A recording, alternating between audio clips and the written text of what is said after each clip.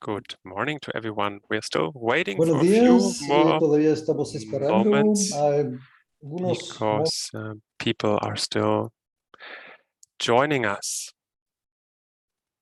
A la conferencia.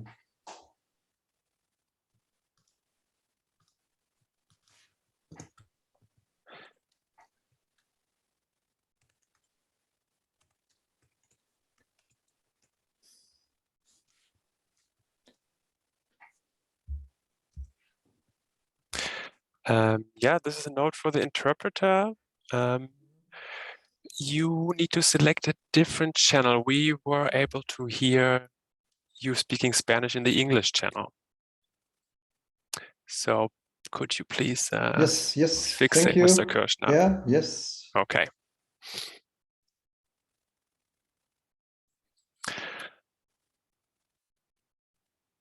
Okay.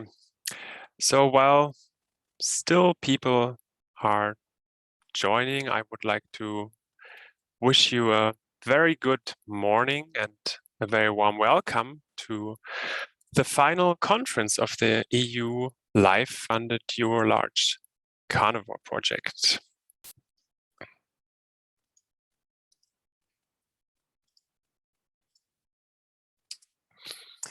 It's my great pleasure to moderate today's event and take you on a journey through Europe. You will meet people from 10 different countries in Europe that deal with large carnivores and with the people that live in the presence of large carnivores. I am Moritz Klose. I am based in Berlin and I coordinate the European Species Conservation Program for WWF Germany. Our office coordinated the EuroLargeCarnivores project, which was implemented over the past 4.5 years in 16 European countries, and it formally concluded last month. The idea for the project was born from the observation that large carnivores are recovering all over Europe, and that challenges between humans, their livestock, and large carnivores are quite similar throughout the regions. However, more cooperation is needed on how to prevent and mitigate human-wildlife conflict. That is why the project partners started this project, to help to improve coexistence with large carnivores in Europe through communication, cross-border cooperation, and knowledge exchange. What exactly we did in these past 4.5 years, you will learn today. What else is on the agenda? In the beginning, you will hear the European Commission's perspective on large carnivores and their conservation and management in Europe. After that, you will be presented a summary on what the project aimed to achieve over the past 4.5 years.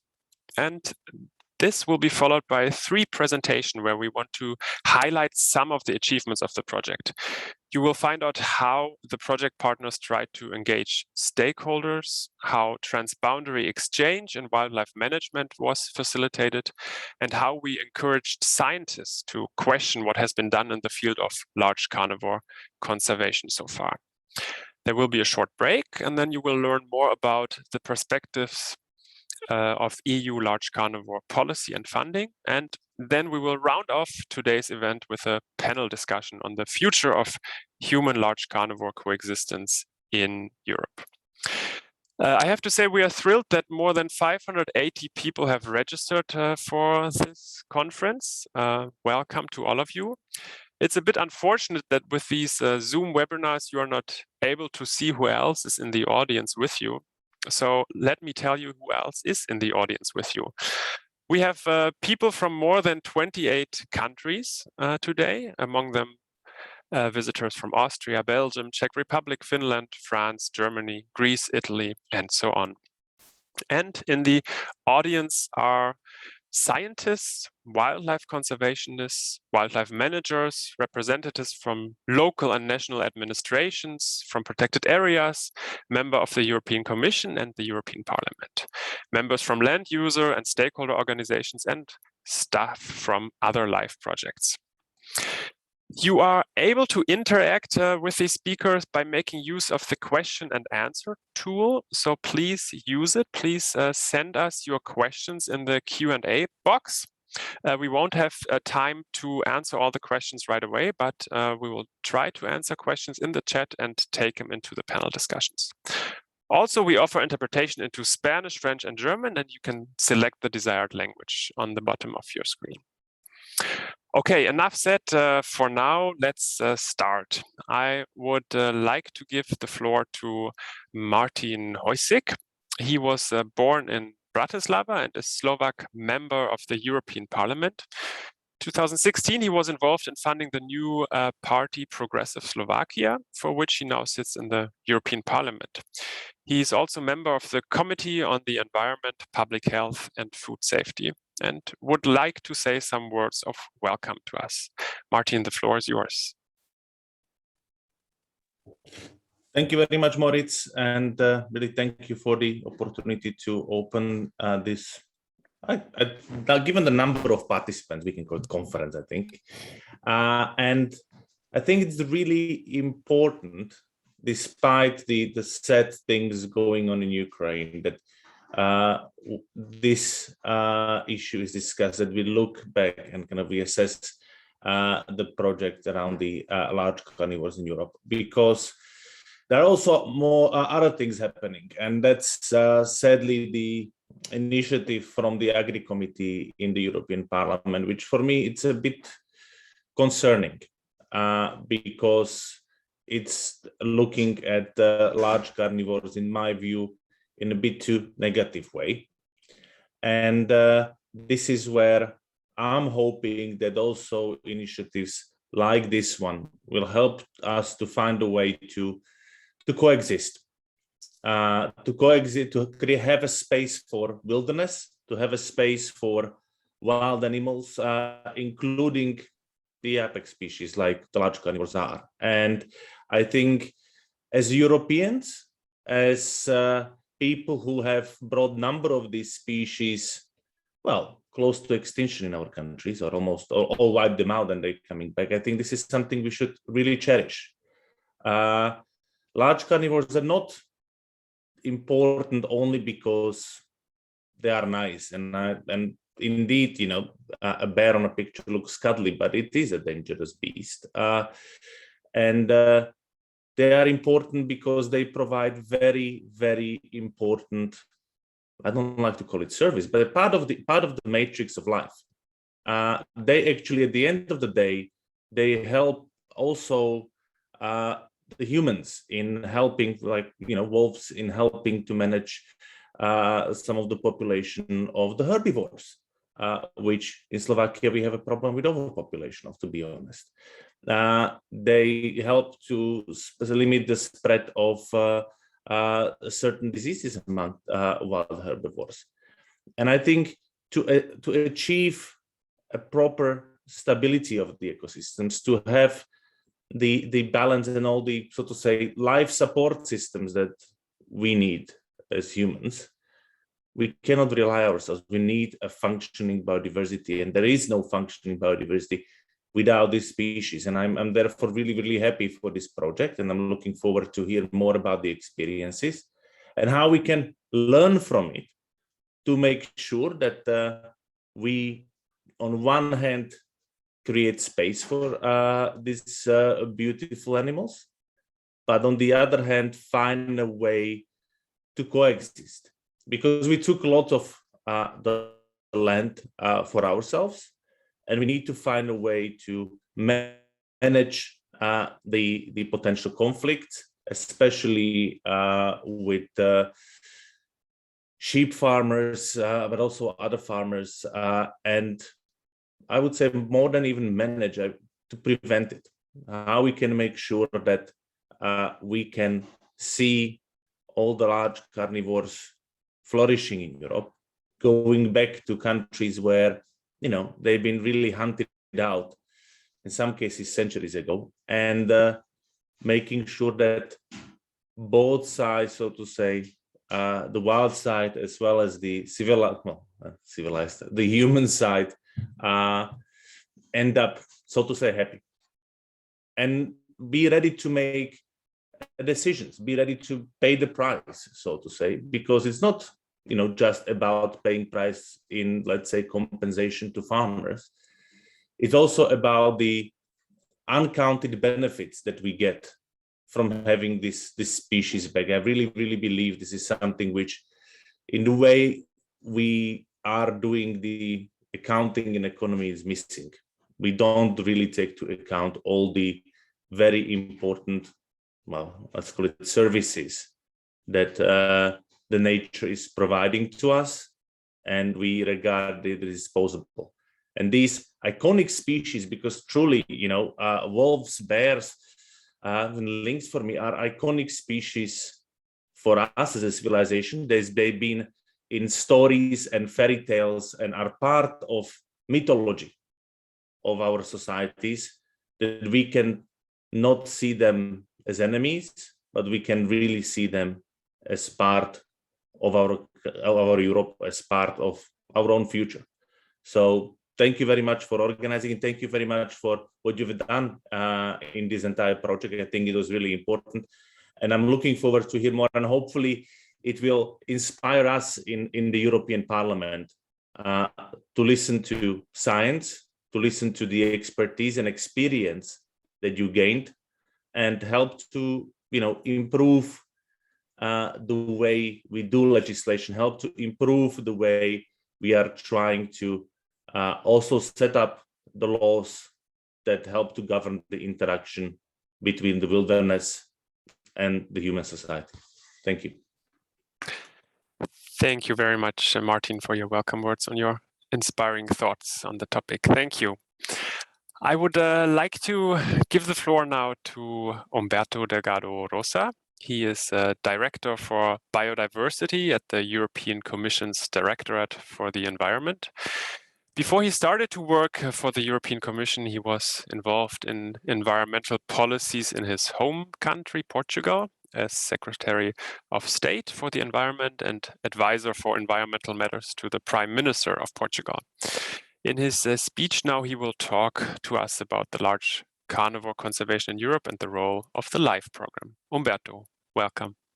Thank you, Moritz. Good morning to yourself, Martin, and all the many in this conference. I'm actually very pleased that you give me a chance to share some thoughts with you all on wolves and the Commission's views on wolves. And as said before, we know very well that our wolves, particularly wolves, suffered a very serious decline in most areas of Europe, and that came from direct persecution. To tell you a personal story, out there in the central mountain ranges of Portugal, where my grandmother lived, she used to see them when I was an early adolescent in the 70s. Well, shortly after, they were wiped out and they remain in my country in the north. But in many places of Europe, they were purely eradicated, extinguished in many countries. But now the issue is they are recovering. Large carnivores are recovering in many places, coming back, not least because protection came in, and they are taking back their former range and regions. For a very telling example, here in Brussels, the wolf has also returned to Belgium since 2016, and now it reproduces, it's confirmed, in 2020, in 2021, in Wallonia and in Flanders.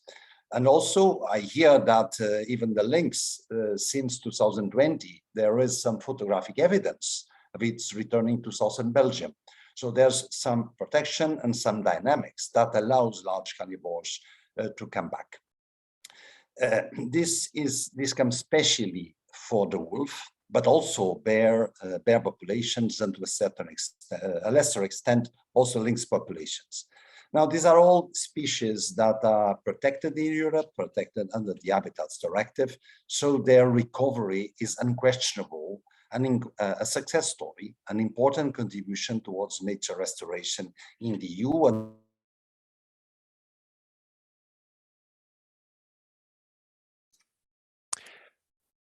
And Berto, we cannot hear you anymore at this stage.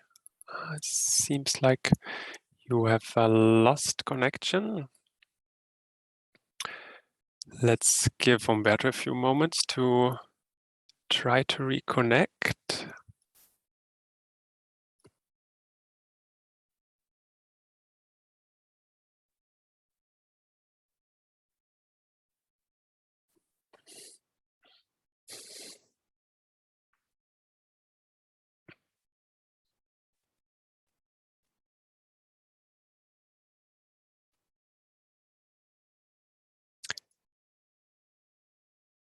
Okay, he has left the meeting, so I'm assuming he will try to dial back in. We'll give him a few moments. And also, this is a reminder, if you have any questions to the speakers, to the panelists later on in our panel discussion, please use the question and answer box for submitting your questions, so the colleagues in the background can look through your questions, try to answer some questions right away, and we'll be happy to take your questions for the panel discussion later on. We'll wait a minute or two and see if Roberto can reconnect at this stage. Otherwise, I would ask Raphael to give his presentation, and then we'll give Umberto a chance again after that. But let's wait another minute and see if he can join us again.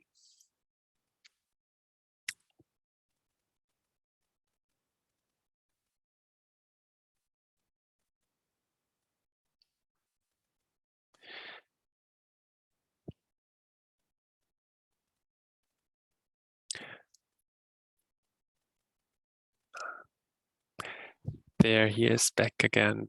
Umberto, you are back. very sorry, I don't know what happened. I was kicked out.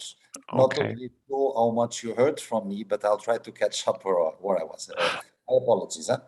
Okay, go ahead. So I was referring that we are, of course, in the Commission fully aware that return of large carnivores poses a challenge and often raises conflicts with some stakeholders, especially in those areas where they were absent for long and they are now back.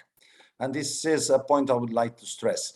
Where large carnivores remained present, there are usually less conflicts, or if you want, more capacity installed to deal with the conflicts. While when the large carnivores return anew, then the conflicts get bigger. It's not an issue, let's say, of quantity of wolves. It's more an issue of presence of wolves in a new context. So this becomes a very polarizing issue with conflicting expectations and contrasting requests regarding their presence, their numbers, their management. And we in the Commission get many letters, complaints, petitions, parliamentary questions, both in favor and against the protection of large carnivores. Only very recently, I participated in discussions on large carnivores with the farmers' representatives in the Copa Cogeca Presidium meeting on 24th February, and also recently in an event with members of the parliament, the meeting of the intergroup on the welfare and conservation of animals, to have two sides of the coin very recently. And we always in the Commission have taken these concerns very seriously. In our actions for the conservation of large carnivores, we have increasingly integrated specific measures to address and improve the coexistence, because coexistence, of course, is the right pathway. It's also the only pathway which is legally and politically viable. Now, we understand that some suffering the consequences of the return of the wolf would like to resort to a shoot-to-kill approach to get rid of the threat, be it perceived or real. But in fact, and it's a point we also highlight, legal protection does not prohibit, in any case, the killing of individual wolf specimens. Even when in the regions where it is strictly protected, derogations are possible as a last resort if the legal conditions are fulfilled. But what I want to highlight is that culling wolves is not an alternative to the complex, patient, and enduring efforts of adaptation, awareness, education, and investment to build an effective coexistence system. And we have been insisting that both the Habitats Directive and also the EU Biodiversity Strategy to 2030, they do provide a very solid legal and policy framework for action in the next years towards coexistence. It is fit for purpose in our view, and it does offer to the member states, which are the responsible entities for implementation, all the necessary instruments to promote and ensure both the conservation of the wolf, but also addressing the coexistence challenges. Money is not all about it. There are many emotions that cannot be solved through money, but it is an important element of it. And the European Agricultural Fund for Rural Development under the CAP is certainly a major instrument to help the extensive livestock raising to cope with this presence of large carnivores and the related predation risks. It depends on member states choosing to design and include the relevant measures in their plans, and actually several member states have done it so far. Now, another point is we often speak of preventive measures, and they do result, they can be effective, but there's no one size fits all. There's not one single solution that functions everywhere. They need to be designed, tailored, implemented, and monitored in accordance with the local conditions and with the type of husbandry. Now, one element for prevention that we consider fundamental is active cooperation of all the relevant actors. Let's say dialogue does not solve everything, but when we see platforms, groups, and openness to discuss between livestock breeders, the experts in conservation measures, wolf specialists, and of course the authorities relevant for agriculture and nature, that always helps a lot. Now let me refer to the LIFE program, which is another element of support. It has provided very good examples of this approach, and it has undoubtedly contributed to improve both the conservation status, but also the coexistence with humans by investing some 166 million on almost 140 projects so far. What kind of project? What has been the role of LIFE? Well, it has focused on issues towards coexistence, such as implementation of protection measures for livestock or for beehives in the case of bears, the setting up of emergency teams, namely to manage problem bear specimens, the establishment of a volunteer and ambassador network to assist livestock farmers, and the promotion of participatory approaches, this dialogue that I say is so important for with the involvement of all concerned actors. So every time trying to adapt the actions to the specific local needs and priorities so as to find the tailored coexistence solutions.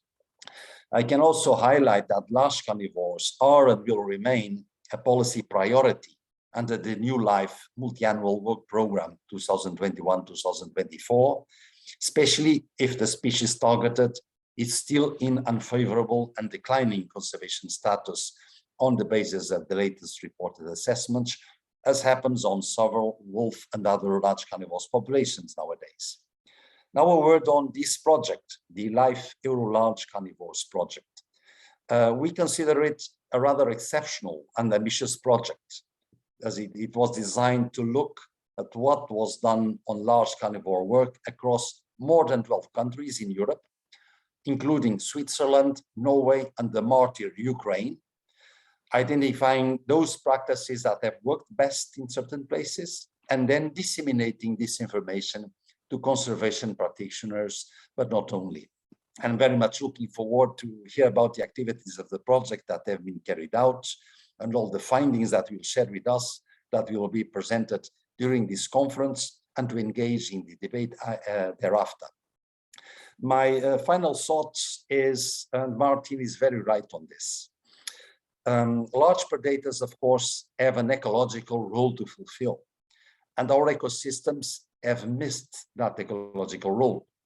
Now, this ecological role can only be fulfilled if at the same time we have livestock protected.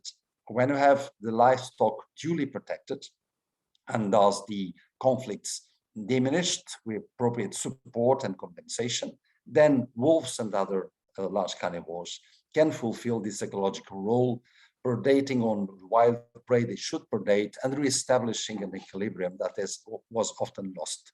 What we cannot expect, of course, is those that suffer the impacts of the return of the wolf pay the consequence alone. It's an issue for all of us. Thank you very much. Back to you, Moritz. Thank you very much, Umberto, for your thoughts, your perspective, and your strong statements, and for reaffirming us about the legal backgrounds on large carnivore conservation, but also the great need for continued work towards coexistence. Indeed, you said the project we are talking about today was quite ambitious. I think that's what we thought also. We will now hear about the project in more detail from Raphael. Raphael is based in Austria, and he has been managing the EuroLargeCarnivores project from the beginning in October 2017 until now. He also has a very big interest for Africa and is engaged in different conservation initiatives on the continent. Raphael, we are excited now for your overview on what the EuroLargeCarnivores project achieved. The floor is yours. Thank you very much, Moritz. Good morning, everybody. So, summarizing what a project that involves so many people has done in 5 years is a rather tricky thing to do, I would say. So what I will present to you here is a selection of findings, and is certainly not complete. First of all, I've tried to just denote who the people are that contributed to the work that the project has achieved. And I've stopped at 160 names because I thought there might be, there might always be people that I forget, but it's just important to see that there have been a lot of people involved in these 5 years, and a lot of people have contributed. And so what I'm presenting here is just some of the outputs that we have created, some of the outcomes that we have delivered. But it's always been a teamwork, and it's also I would like to use this also to say thank you to everybody that has worked with us here. I think this is the best chance to do when we have other people in the audience as well. So thank you first.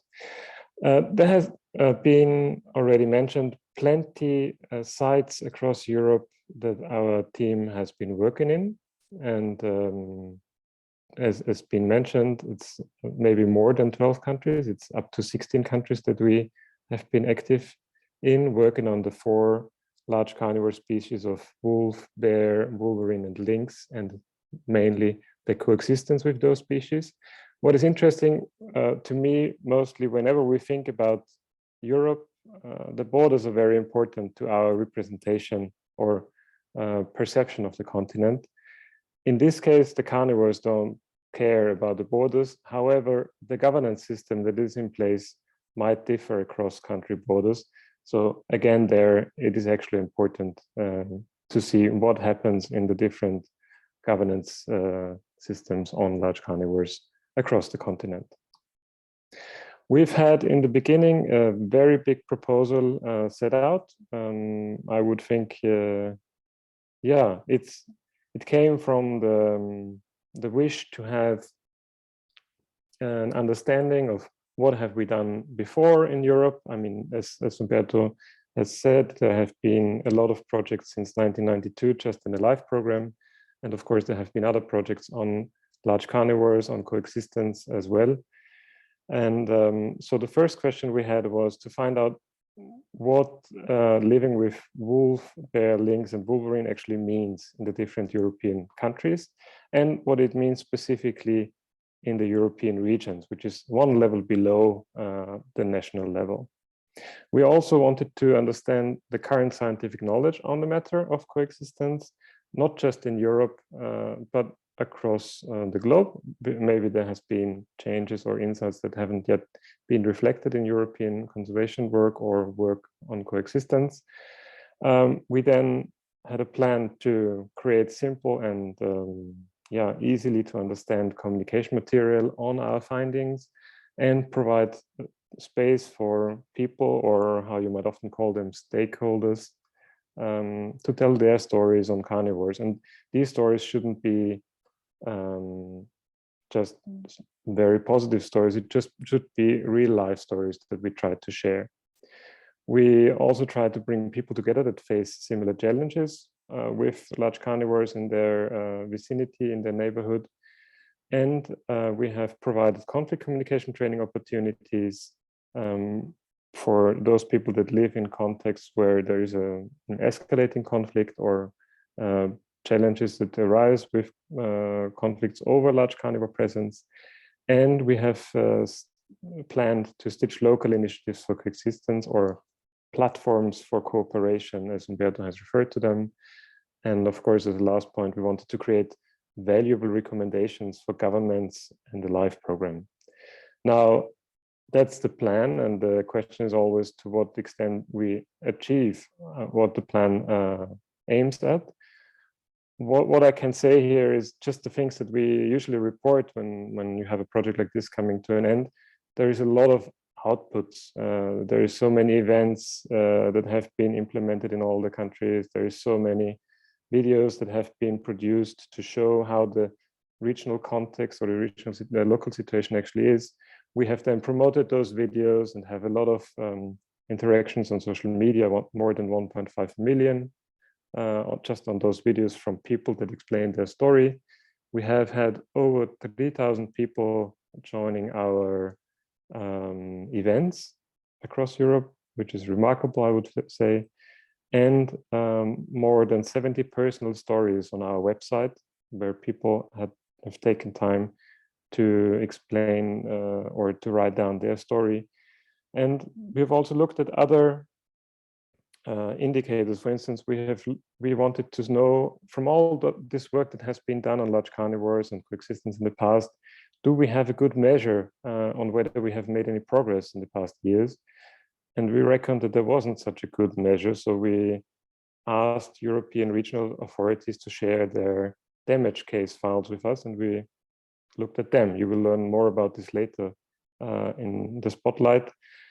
But just to see that we collected more than 50,000 damage case files just to see whether we can see a trend on what is actually happening and whether we can see an impact of policy on coexistence matters related to livestock damage cases.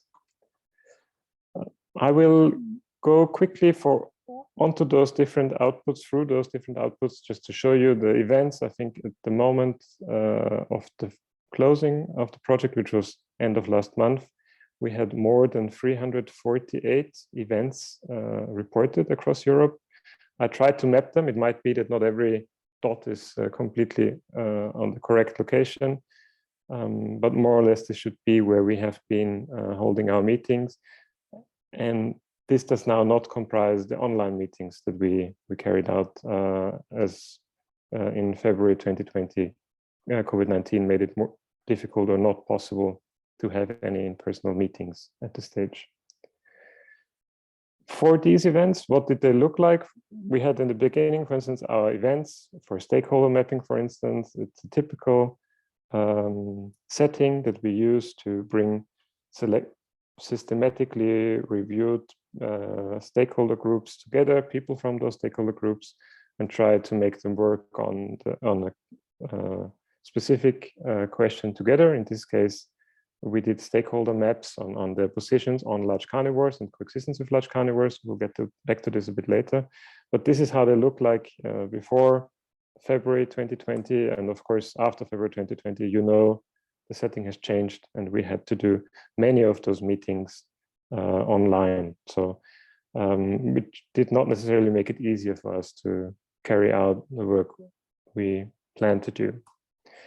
We've also did actually carry out conferences, such as the conference on, I think the topic was, the label was Resurrecting the Wild in Goslar in 2018, with many participants in person. This is now not possible, we do it online, but we've had these events also on livestock damage prevention for farmers specifically, and for veterinarians, for instance. There was another one that was done by the team. We implemented those events, as I already said, and we also sent the people from the different interest groups from different countries across borders for excursions. And in this case, we understand an excursion as bringing the people to a place where the challenges are the biggest, and to see how people there have actually been able to address those challenges they have. We have had our team and people from stakeholder groups that have never done electric fencing set up electric fences together with experts. For instance, here one for horses, specifically in Germany.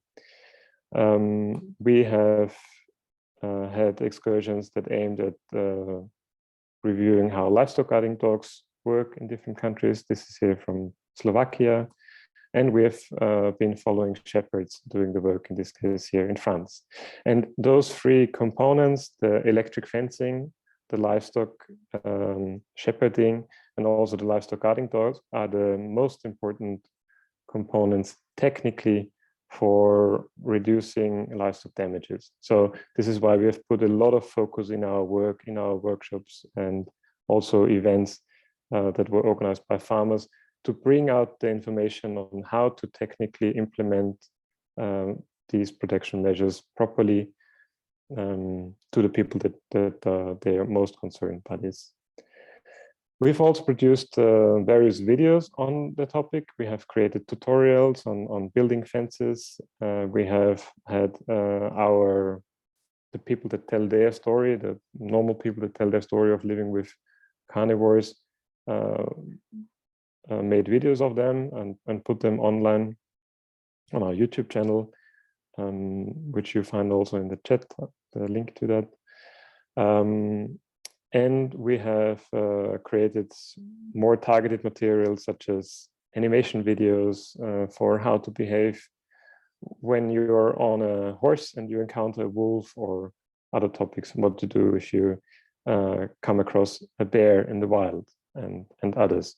All of these videos, I think there's more than 89 now on our YouTube channel, are available mostly in English language, or if in the local language, then also with English subtitles. Most remarkable here is probably one of the productions from Spain, which is called Sharing the Land, which is a video that shows the story from 3 farmers, livestock keepers, or families that are livestock keeping in Spain.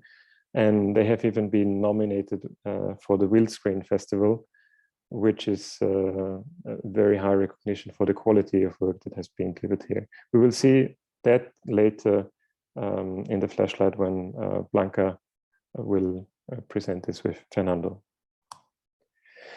We have also aimed at bringing experts together. So for every meeting that we carried out, we collected our attendance list, and we tried to make sure that we get the right people to meet, people that haven't met before, to meet each other before we carry out the meeting, or afterwards we look at how successful have we been to bring people from different domains together.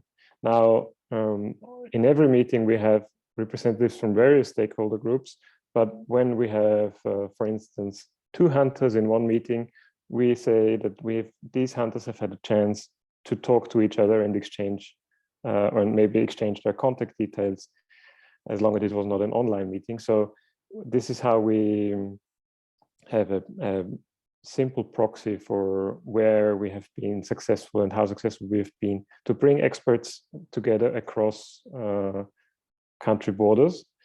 And this varies across all the events that we have done and across the groups that we have tried to bring together. So we have been probably most successful with government representatives, with NGOs, and to have them meet across borders, and less so for farmers and hunters and veterinarians, which simply has to do with the fact that as NGOs that implement project, we have a specific reach of people that we can organize, that we can present a meeting opportunity to.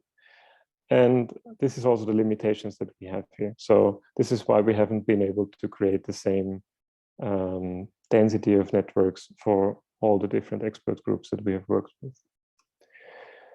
We've also tried to encourage governments to share the monitoring data. We have been specifically successful on one point that Ellen and Dries will talk about also in a flashlight, which is the exchange of wolf monitoring data across the Benelux countries and Germany, which so they will say more about later.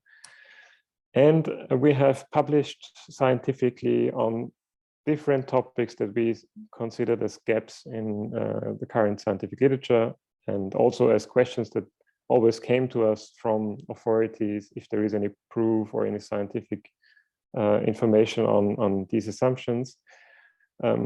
For instance, we have a publication on the socioeconomic impacts of large carnivores, because they were, as they were mentioned before by Martin and Umberto, which is called Why So Negative, because we realized that effectively the publications in the scientific environment are mainly about negative impacts of large carnivores, but not so much about the opportunities and perspectives that arise from large carnivore presence. So we carried out an analysis that comprises those as well and published this.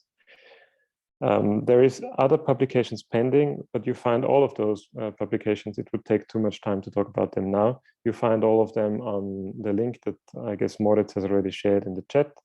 And we will talk about one specific publication that is still in preparation, the indicator for coexistence based on livestock damages, later in the spotlight. And Liam and Xenia will present this.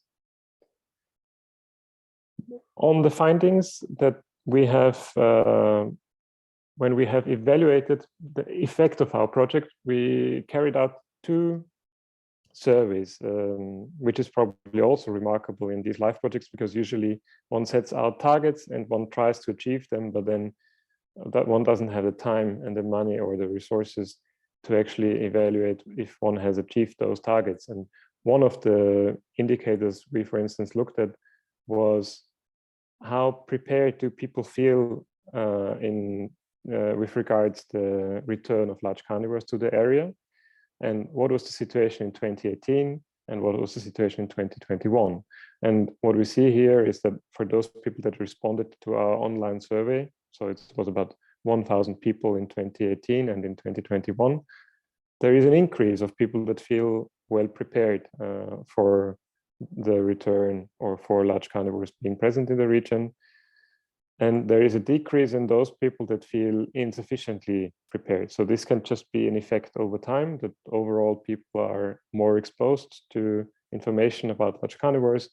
But this is a positive development, specifically for those people that participated in project activities.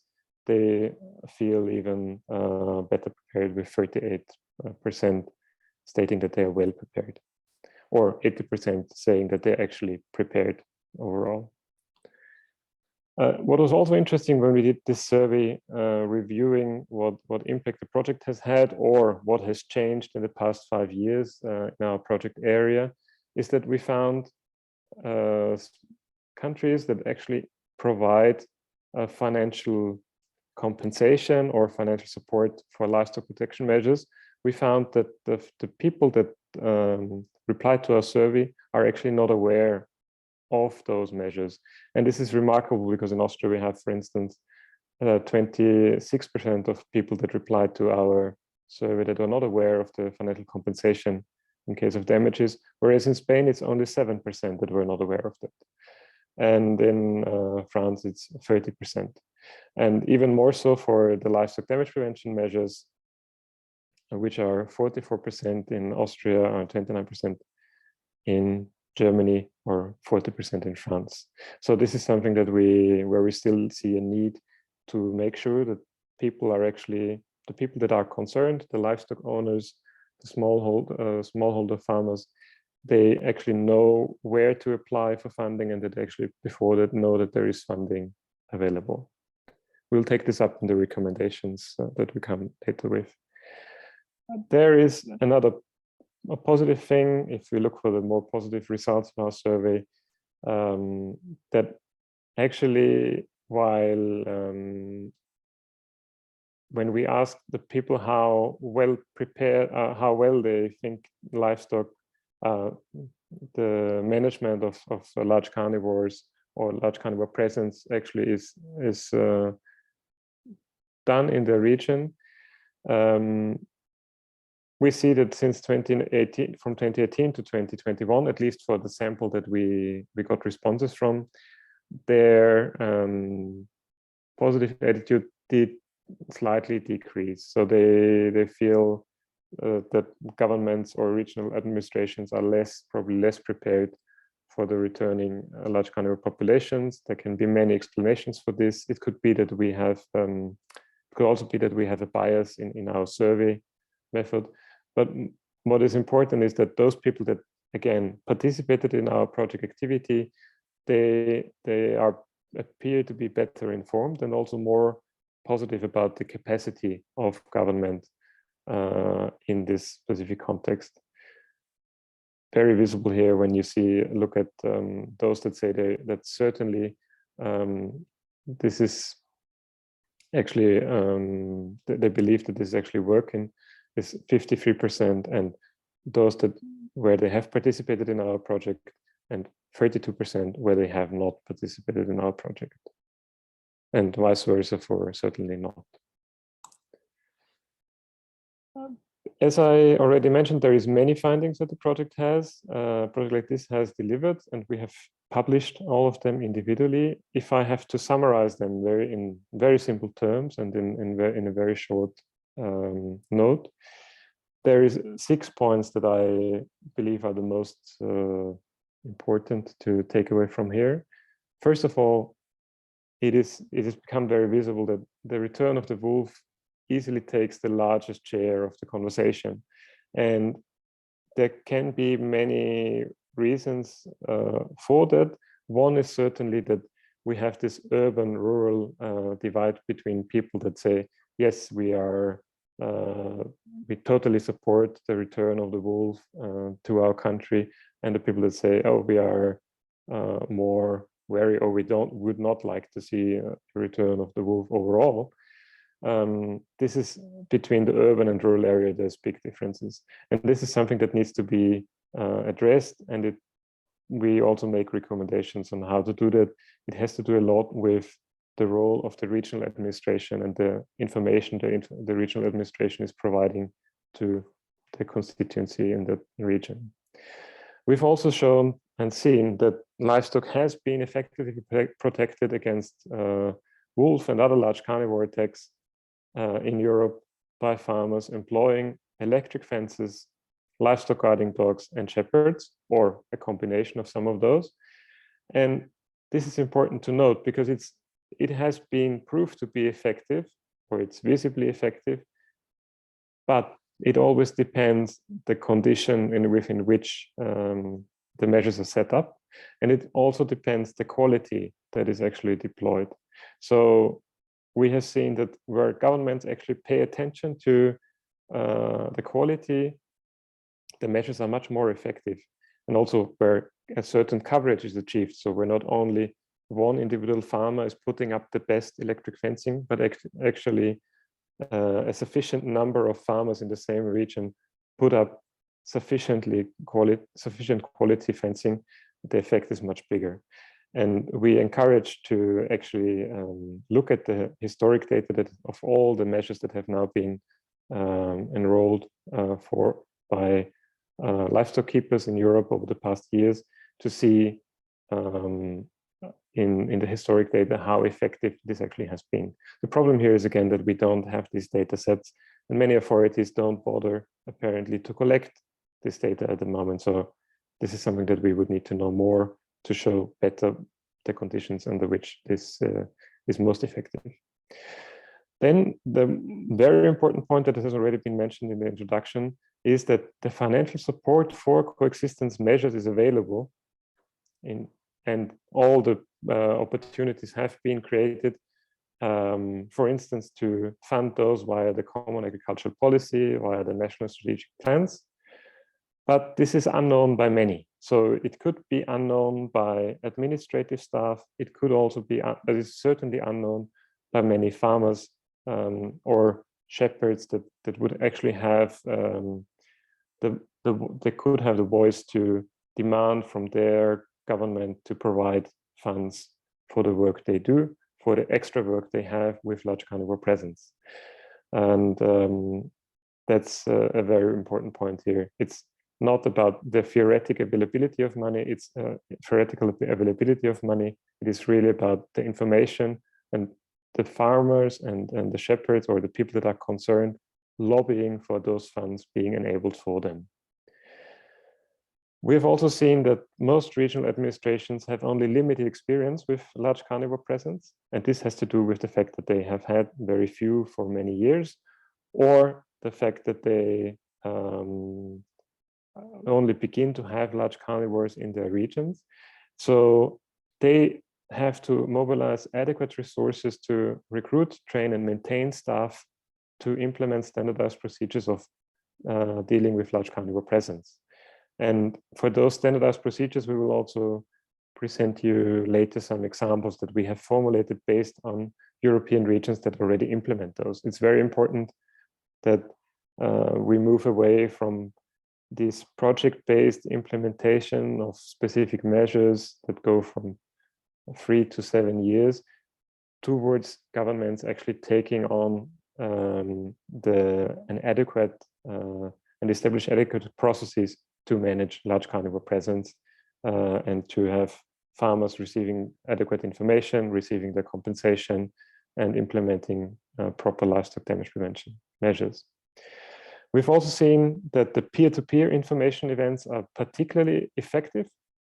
So if we would like to have a large audience of livestock keepers to learn about the best setup for livestock for electric fences in a specific area, it is the best thing to have a farmer from this area that is able to share his experience with other farmers. And we've had those events where we have more than 100 farmers attending a presentation at the farm of an individual farmer, and it proved much more effective than anything that we would do as an NGO that has to do with conservation. So it's really important that we have the people that are located on site, the people that are well embedded in their networks to share this information. And on the last point, on the establishment of local platforms for cooperation or forums, we have seen that these are very tricky to set up and almost impossible to be initiated from afar. They have to come from the region or from the local region themselves. And they require long-term commitment and outlook. So what we have done in the project was to systematically identify the people, the stakeholders that should become members of such a platform. And we have tried to assist them in identifying a clear scope for what they would like to achieve as a platform, or where they want to find consensus. And also provided them with professional communication and conflict mitigation trainings, which help them a lot to de-escalate when they have conflictual views. But overall, we think that the time frame of a project that is in this case 5 years, is probably not adequate for establishing these forums. It would be much more suitable to have this as a standardized tool that is implemented by the regional administration again, or maintained by the regional administration as a way of interacting with their stakeholders and constituents. That is it for the findings. We have summarized everything in a layman report that you find online and on the link that Moritz has just shared with you or here. And of course, there is much more detailed material, all the infographics, videos, tutorials, and everything available online on our website, which you find at EuroLargeCarnivores.eu. But I would like to leave it there concerning the findings and achievements, and go on with the flashlights that probably give a better picture of specifically what the project has done. Thank you very much. Thank you very much, Raphael, for this overview of what the project did over the past 4.5 years and the findings. We do have 2 minutes and maybe time for quick questions. Could you maybe clarify, because some of the European regions weren't covered on some of the maps you showed and by our project activities. So here's a question. Did those regions not want to take part because of political reasons, not allowing them to find solutions to human-carnivore conflicts, or what was the reason? So the main reason for the selection of where we worked is the capacity of the team, because we couldn't be working everywhere. So we're basically trying to see, we had in every country a project partner, and we were trying to see in every country where was the highest need for action. This was identified by the partner, and this is also where they try to implement their work. Okay, another question. Are any results available from your meeting in Sweden? Someone would be very interested in how that meeting went. And maybe a general question, can people see what results came from meetings from different countries? Do we have an overview of that somewhere? So what we have done is, for those meetings that were aimed at producing a specific output, like a declaration or a way forward, we have published those reports. And also, for instance, for the stakeholder meetings, we have designed a summary document that is under this link, EuroLargeCarnivores EU, and then your language and publications, where you find what we have found out across the countries. However, for most of the meetings that we've had, the main idea was to bring people together and to provide them with a space to discuss whatever was on their mind on the topic. And it was not aimed to publish the minutes of those meetings. Although we have the minutes, they are aimed to stay within the group, not to the outside mainly. Okay, thank you for now, Raphael. You will give us another presentation later on, and you'll also join us in the panel discussion. There were some more questions in the Q&A. We will take them up into the panel discussion. So we will move on now to our next presentation. I would like to welcome Ellen van Norren and Dries Gorrison. As you all know, large carnivores don't stop at national borders. In fact, about 90% of the large carnivore populations in Europe are transboundary. And that's why transboundary cooperation has been a very crucial theme in the project. Raphael already mentioned this.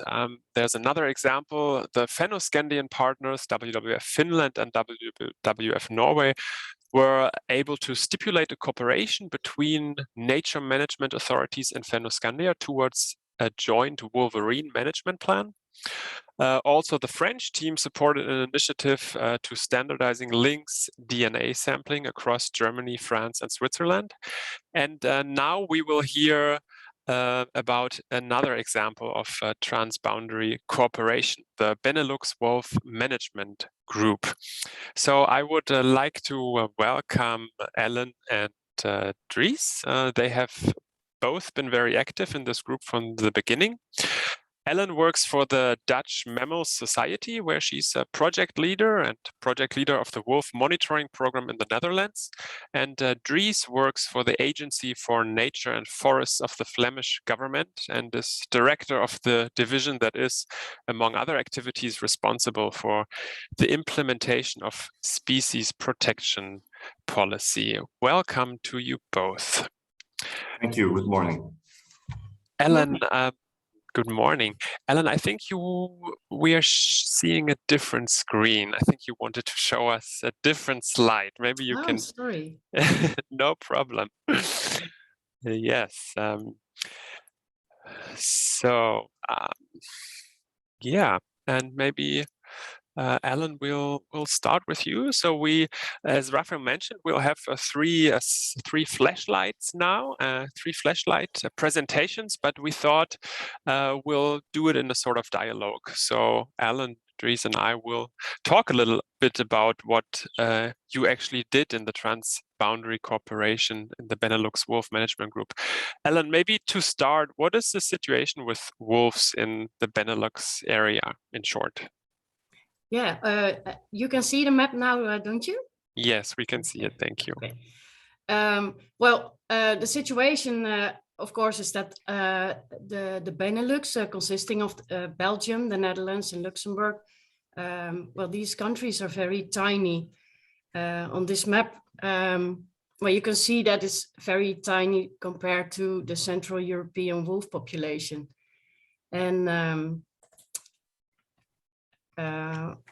well, yeah, also it's one of the most densely populated areas in Europe.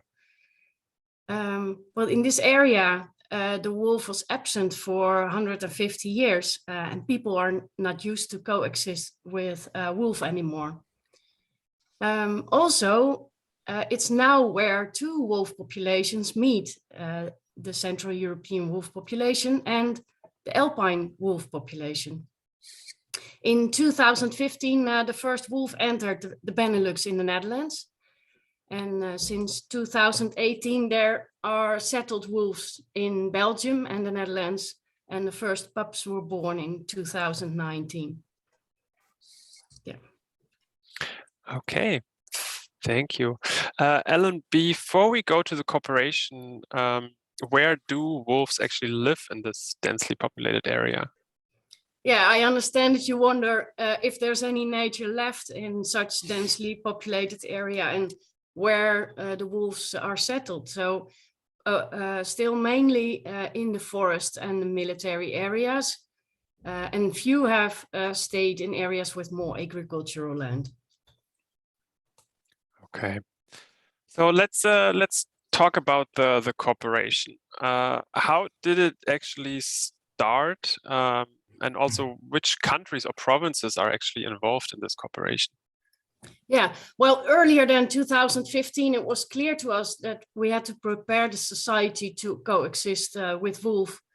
And as an NGO, we started a wolf monitoring startup. But there were little transboundary contracts between regions, and the countries were new to wolf, to a species that migrates so long distances.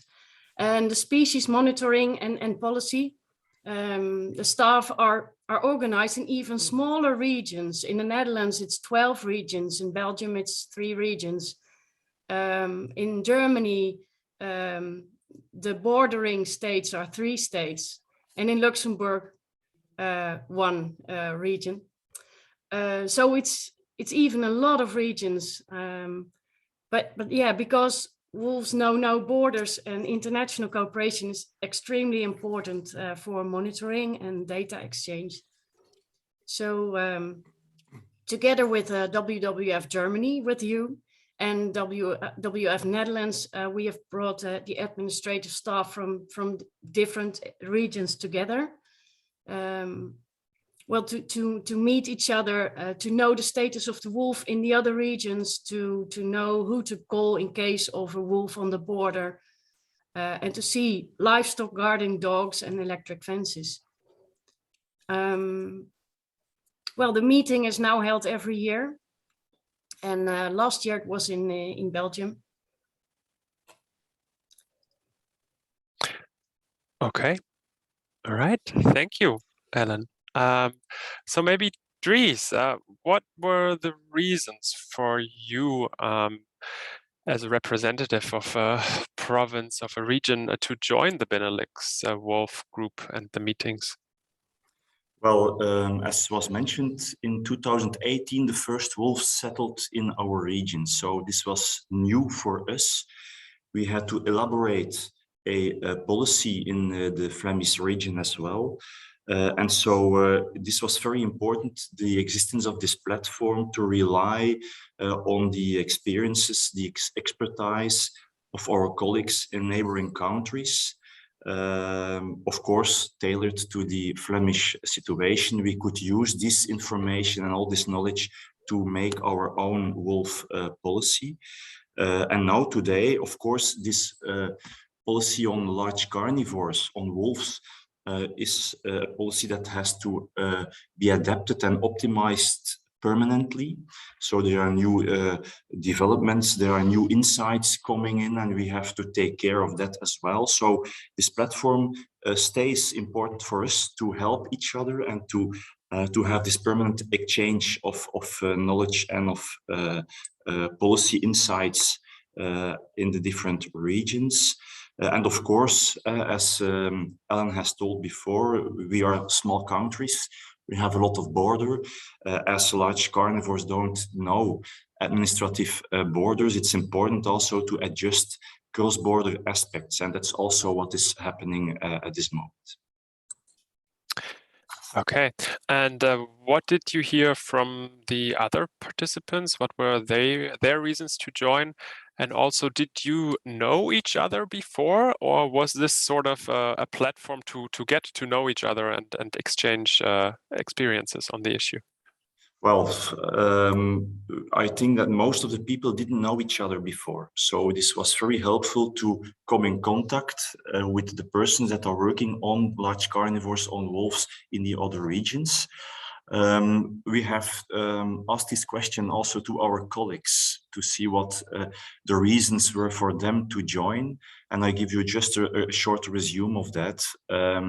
So, of course, the knowing each other, to find each other when there are cross-border aspects was an important thing. Also, the insight in the others' policies, approaches, the results that are achieved, also the instruments that are developed, was very helpful for each of the colleagues to further work on the own wolf policy in the own region. And every meeting we also have excursions. This is very helpful to have an insight in all practical aspects we can discuss in the field. It's a kind of a reality check also for the instruments and the policy that we are developing and that we are implementing in the field. And of course, in all regions, there are well, social discussions going on. There are important concerns of stakeholders, of local population we really have to take care of. And then we have experienced that relying on this experience of a transnational working group can objectivate also the discussion. So we can use facts and experiences from other countries, from other regions, to bring in the discussions in our own region and to give insight to the stakeholders, to local population, how we can deal with problems and also how we can work to an acceptance and to a coexistence with wolves. Okay, thank you, Dries. In the beginning, you showed the Benelux map. So I guess this is an achievement of the working group. what other achievements have you been able to get underway?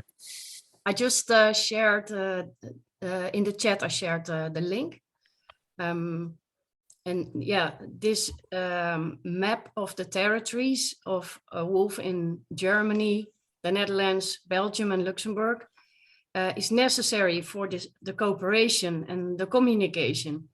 So it was a wish from the Benelux management group in 2021. And it was made with the sponsoring of the EuroLargeCarnivores project. And with this funding, it made it much faster to develop the map. Well, it would be interesting to have more countries on the map. So we are looking at how to organize that. Okay. So what's the agenda for the next meeting? What will you talk about in the next meeting? And maybe also what do you aim to achieve in the future? Is there anything else you are working on specifically? Yeah, of course, we have some more achievements, as Dries also mentioned, that we already have insight in each other's policy and approach and exchange of all policy documents and instruments and facts and figures. So fast lanes as well. No, we have fast lanes. If there are cross-border aspects, we find each other. And the further agenda, I think some aspects are permanently important. It's if it's about participation, consultation of stakeholders, communication, we will permanently exchange our experiences and our initiatives that we are developing. Further, I think that an important topic also is the further synchronization of monitoring. We have now already some wolves that are really cross-border active, so it's important that we also have good standardization and a good collaboration, cross-border collaboration on that aspect. And we are inviting other colleagues, Ellen, isn't it? So the colleagues of France, we would like to have them on board because, of course, they also have very important experiences that can help us to further optimize our wolf policies. Great. Actually, there is maybe a question from the chat that goes in that direction. Which stakeholder groups are part of the wolf management group, and are you planning to expand and extend it? Is it open to other stakeholder groups too, or is it limited to certain stakeholder groups? Yeah, it's the groups that are now invited is the administrative staff of the regions in the Benelux and the 3 regions in Germany across the border. So Niedersachsen, North Rhine-Westphalia, and Rhineland-Palatinate. And the next, we would like to invite France as well. But it's especially for the administrative staff, and yeah. We are taking, of course, the important informations that we receive at these platforms. We are taking this to our consultation platforms we have in our regions, together with all the stakeholders that are involved in our local policy development and follow-up. So local authorities, the hunting sector, the agriculture sector, the nature organizations, landowners, etc. They are in platforms on a local level, and we are bringing this information to these platforms also. All right. Well, thank you very much, Ellen and Dries, for being with us here today and sharing your experience. I think quite a great initiative. Let's hope there are similar initiatives that spin off for transboundary cooperation and wildlife management and monitoring. So thank you and all the best. Thank you for organizing the Congress. Great. Thank you both. So we will move on now, and I would like to invite my colleague Blanca Bersosa from WWF Spain. Originally, it was planned that Blanca will talk to Fernando, a cattle breeder from Spain. However, he has some problems today and cannot be with us here today. So we'll improvise a little bit. So what will we talk about? Fernando is one of more than 30 people that took part in the Stories of Coexistence campaign that was coordinated by project partner WWF Finland. Raphael mentioned it in his overview already. The aim of this video campaign was to show people from the Carpathians to the Pyrenees, from the Scandinavian to Polish forests that live in the neighborhood of large carnivores. The people portrayed, they live in different countries and they speak different languages, but they have one thing in common. They all believe that coexistence is possible. The people you will meet in this video campaign, they are mostly from remote and rural communities in 12 European countries. And they are from diverse backgrounds. We interviewed farmers, shepherds who found ways to protect their livestock after attacks. We talked to ecotourism operators, to beekeepers, to hikers, to hunters and villagers. And in the short videos that are available on the project's YouTube channel, they all explain how they deal with the challenges and chances that come with the presence of large carnivores. So Blanca, welcome. Maybe you can tell us a little bit about the campaign in Spain, and as part of the campaign you got in touch with Fernando, who unfortunately cannot be with us here today, but he has a quite impressive story to tell. Hello. Hello, Moritz, and hello, everybody. First of all, I would like to apologize in his name. He was really looking forward to participating in this conference, but unfortunately he cannot join. So I will briefly explain what we managed to get with the documentary in Spain. So first I have to explain that the wolf media coverage in Spain is remarkably biased when talking about the conflict. Only extreme testimonies, so those who are either totally against the wolf protection or totally for wolf protection are represented. And normally solutions to the conflict, as for example, prevention measures, are not often covered.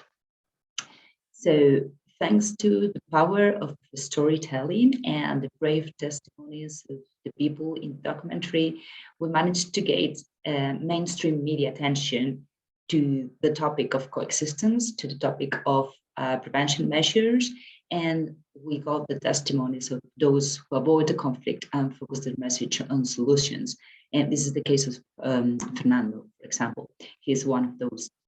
He's a young farmer in a wolf area, and he's determined to take over his parents' farm. So he's actually fighting one of the problems of extensive farming, which is the lack of generational replacement in those rural areas in Spain. And he has also learned how to manage his cattle in a wolf area, and he has also understood the role of these animals in ecosystems. So thanks to his testimony, other people, other farmers who think like him have dared to speak up and share their opinion, which is not totally against the wolf protection, but rather for finding solutions. So what I will do now is sharing his story in the documentary. As I said, this documentary was something really important in Spain. We managed to appear in the best newspapers and also in TV. And this got us the opportunity, this gave us the opportunity to talk about prevention measures, as I said. And it was also selected, the whole documentary, for the One Screen Festival, which is considered to be kind of the Oscars for environmental films or cinema. So I will share it now. Just a second. So Blanca will share the video on her screen, and just in case your internet connection is a bit slow, I will post the link where you could also watch it directly. Okay, there's also English subtitles and video.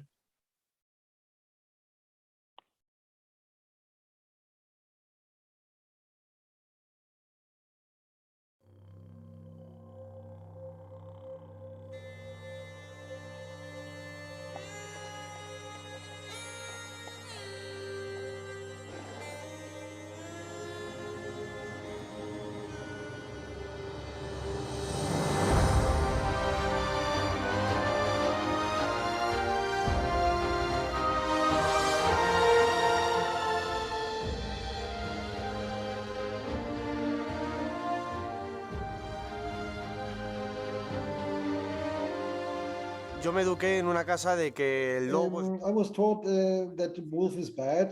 That was what my parents told me, that they would always be bad animals. And for me, they weren't bad.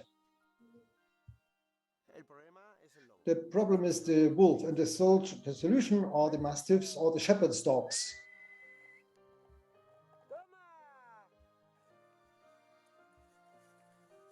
Come here, my little dog.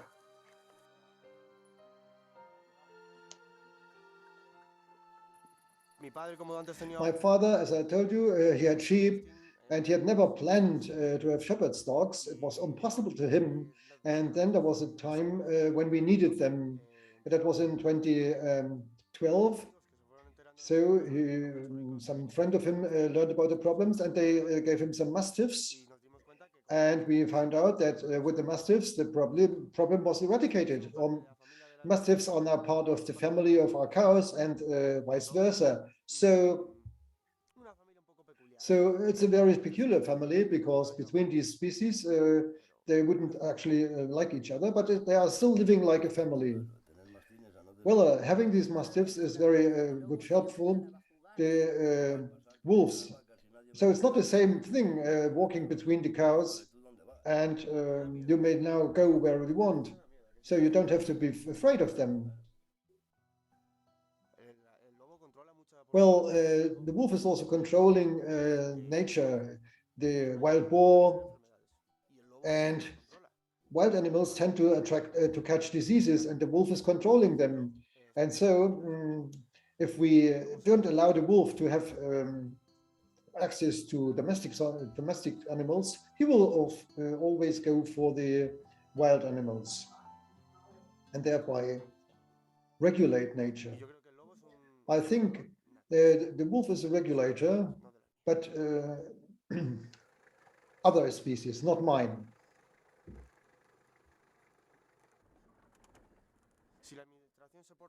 So if the government acts as it should, we wouldn't have the problem. It should compensate efforts to prevent wolves. So we should make some studies and method of prevention, which we have in place, would help to reduce the attacks of wolves. I would like to invite you to see what I've done, where we do have real coexistence. So this should open your eyes, so that you have to see how we are creating, and we have less attacks now. I 100 times would prefer to spend 9,000 bucks on a wolf, on a dog, instead of having wolves. So wolves have enough prey in this area, and of course, so the newer generations like me, you see, they have they can solve their problems by having dogs.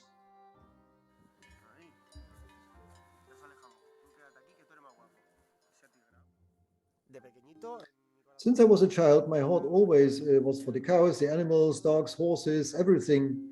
I loved all of them.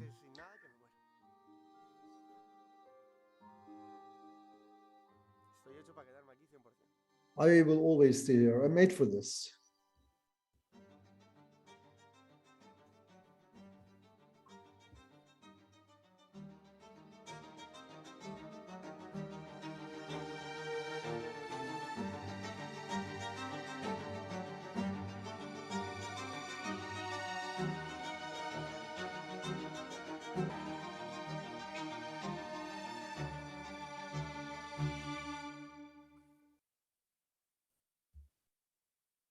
Well, hope you enjoyed the video. This story is part of a 3 stories documentary, which is available in our YouTube channel. And we will share the link later on if you want to see the whole documentary. I said there's a question in the chat. You have talked about the issue being very polarized in Spain and the only two positions being at the table. But isn't it true that the legal protection of the whole population in Spain was achieved last year thanks to the so-called radical ecologists? Yeah, what he meant is that first of all, this video was recorded before the wolf protection, and I was talking mainly about the media coverage. So the solutions were not really spoken before that moment. So we started speaking about coexistence at that moment, and then just the whole wolf protections process came up. And then the media started talking also about the solutions, but that wasn't that way before at the moment when we launched the documentary. Hope it's clear now. Blanca, I would also have a question to you. How did you actually get in contact with Fernando, or was it the other way around? Did he contact you? Well, he's based in one of the areas in where the project is working.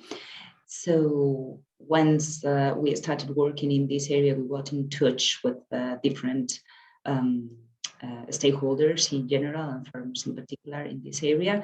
So we got to meet him through other people and started talking to him. And well, his mother was also very active in these kind of meetings as well.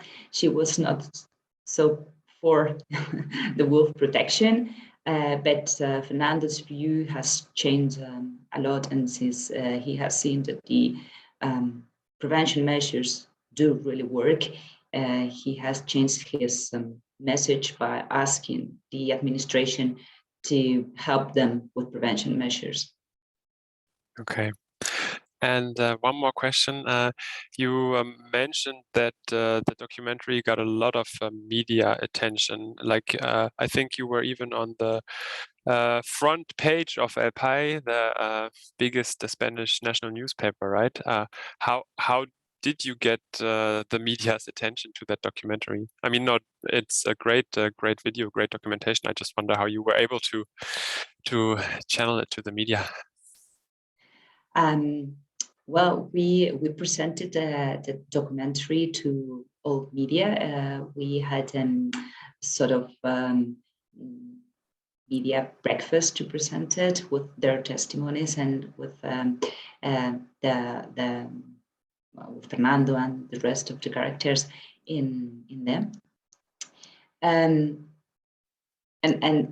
it just, the documentary was good, the story was good, and it was something new in the Spanish media in general, because as I said, the topic of coexistence and those people who really who are really for coexistence, they were not in the media before. So this newspaper, El País, they call us, they got in touch with Fernando as well, and they just decided to spend some days with him and took excellent pictures, and so it was some great achievement of the project.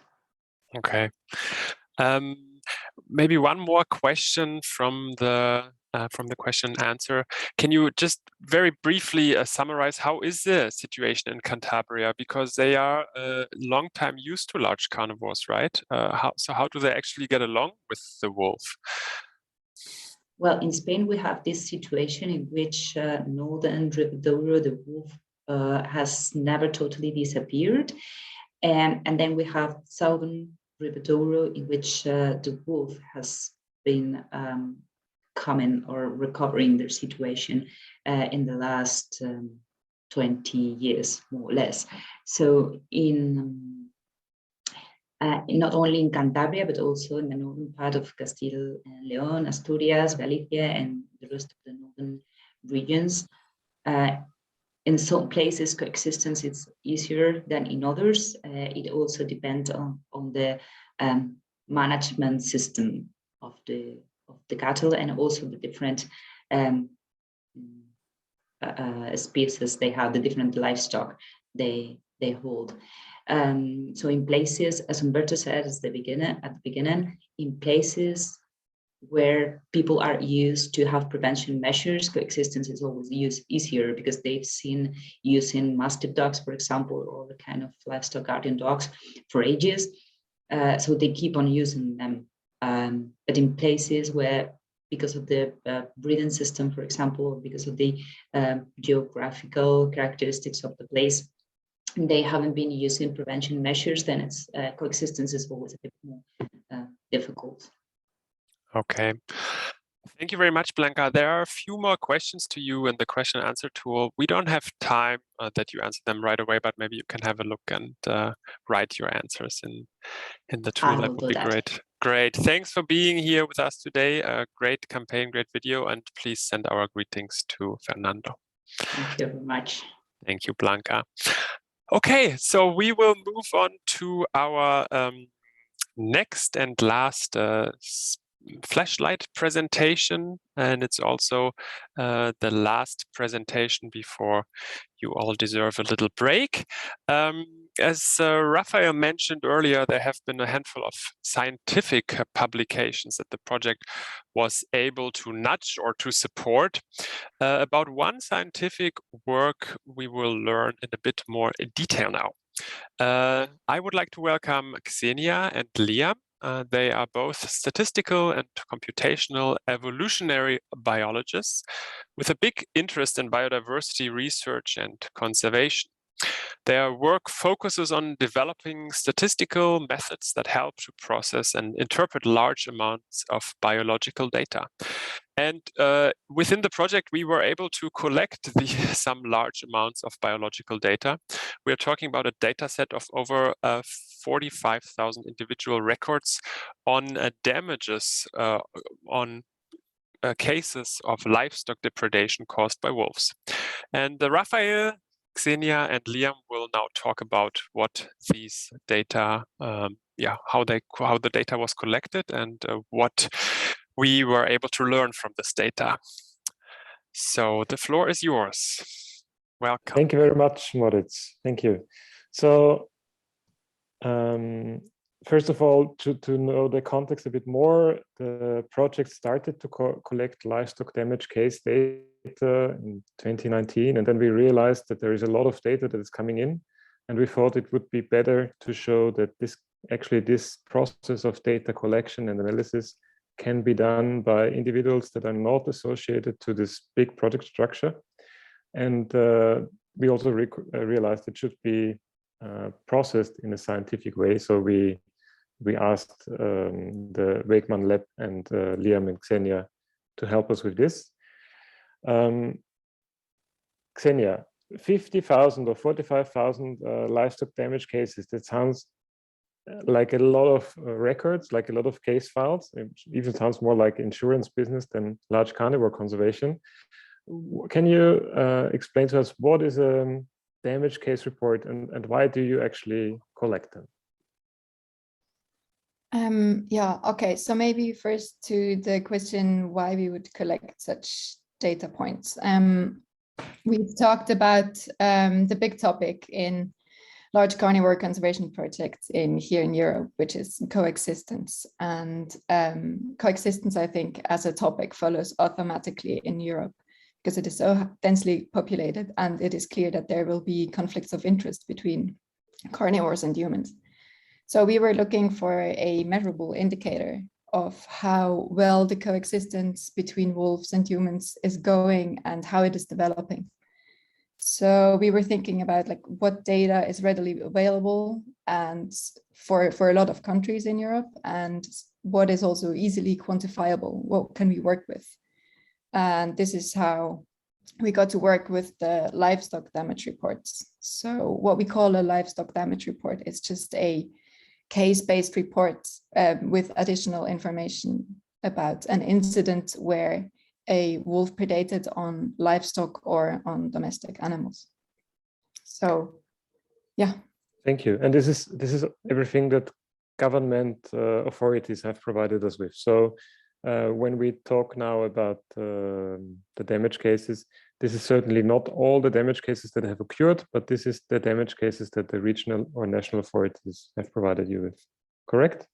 Exactly. We've asked the authorities, and we received on a yearly basis, we received all the damage cases that they had access to. Yeah. Thank you. So Liam and Xenia, you tell me when you want to show a slide to a reply, because I have them here, and I just do it when you tell me. You can show the first one if you like. It's just a summary of the density of cases that we get back from the countries or the regions in that case. Yeah. Thank you. Liam, maybe you can tell us something about this map. How do we interpret it?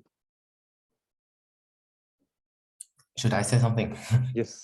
Okay, yes, sure. So you can see the darker red the color, the more livestock damage incidents we have per area. So this is per square kilometer. And like this, the way we visualize it, you can easily identify kind of hotspots areas or even hotspot countries. So for example, Greece. In Greece, we see a lot of incidents, but then also in southeastern France, and in Asturias, which is actually the only province for Spain which we got data from. Thank you, Liam. And so this is now, just to understand, this is now a map showing what governments, the case reports that governments filed on probable wolf damages, or is it for all sorts of carnivores?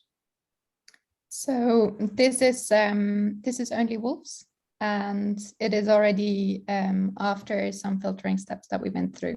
But maybe important to say is also that these are, we haven't done anything with these numbers. Those are just absolute case numbers still. Well, they're relative to the size of the region, but it's still difficult to put them into a broader context, which is why following up, we then looked at the relative rates of change in the number of damage cases through time, so that they are more comparable between regions and countries and years.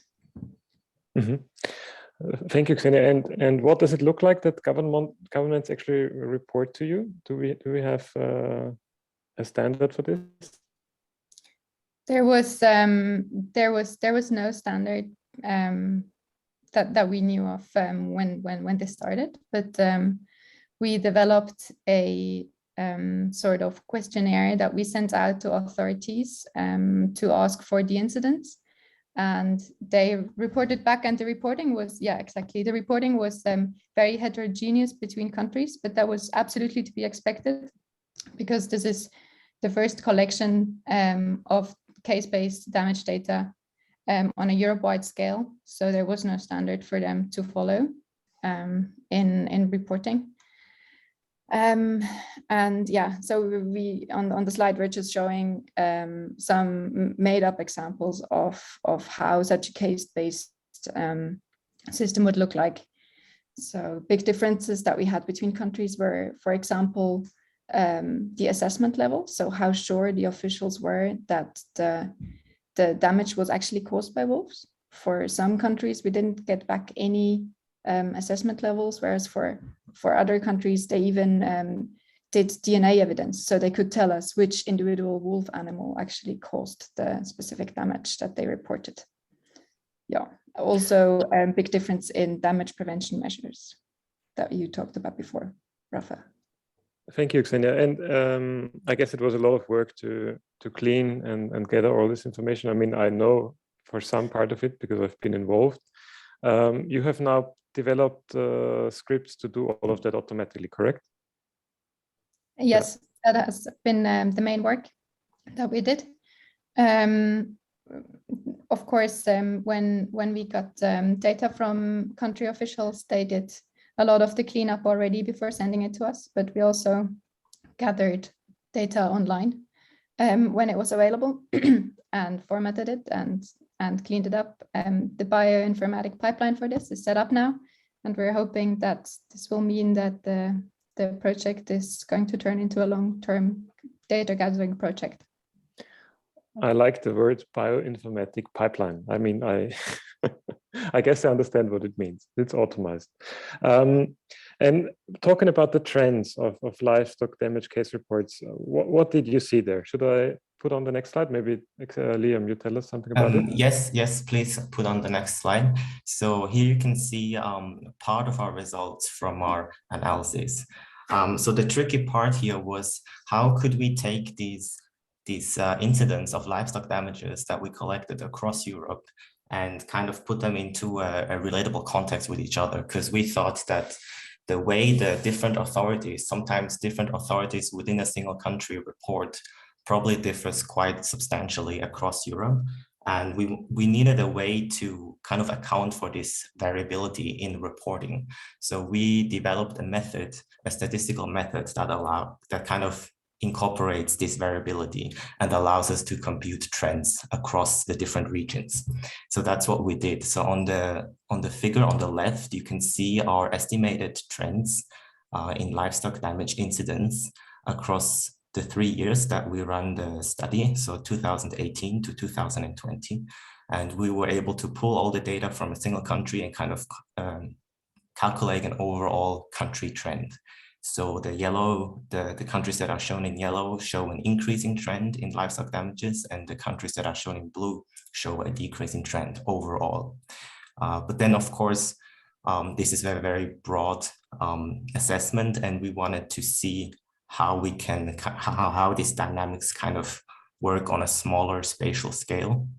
So we also calculated trends for 3 smaller geographic units, smaller than countries. And you can see one of the results on the figure on the right.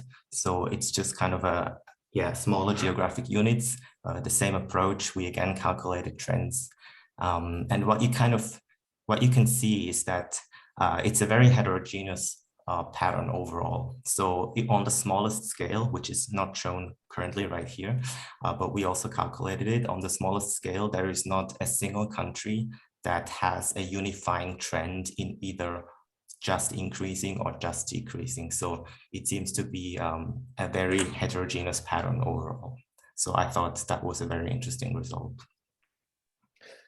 Thank you, Liam. And just to understand, because we talked about this damage cases of being a proxy for coexistence, you have also now overlaid this with wolf presence data and livestock that is available in pastures, right?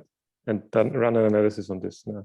Yes, exactly. So these are kind of 2 different things to talk about. One thing are the trends. And with the trends, the obvious question for me was, is there a relationship between the trends in livestock damage incidences and the expanding wolf population trend? And unfortunately, there is no European-wide information available that is detailed enough for us to do this analysis.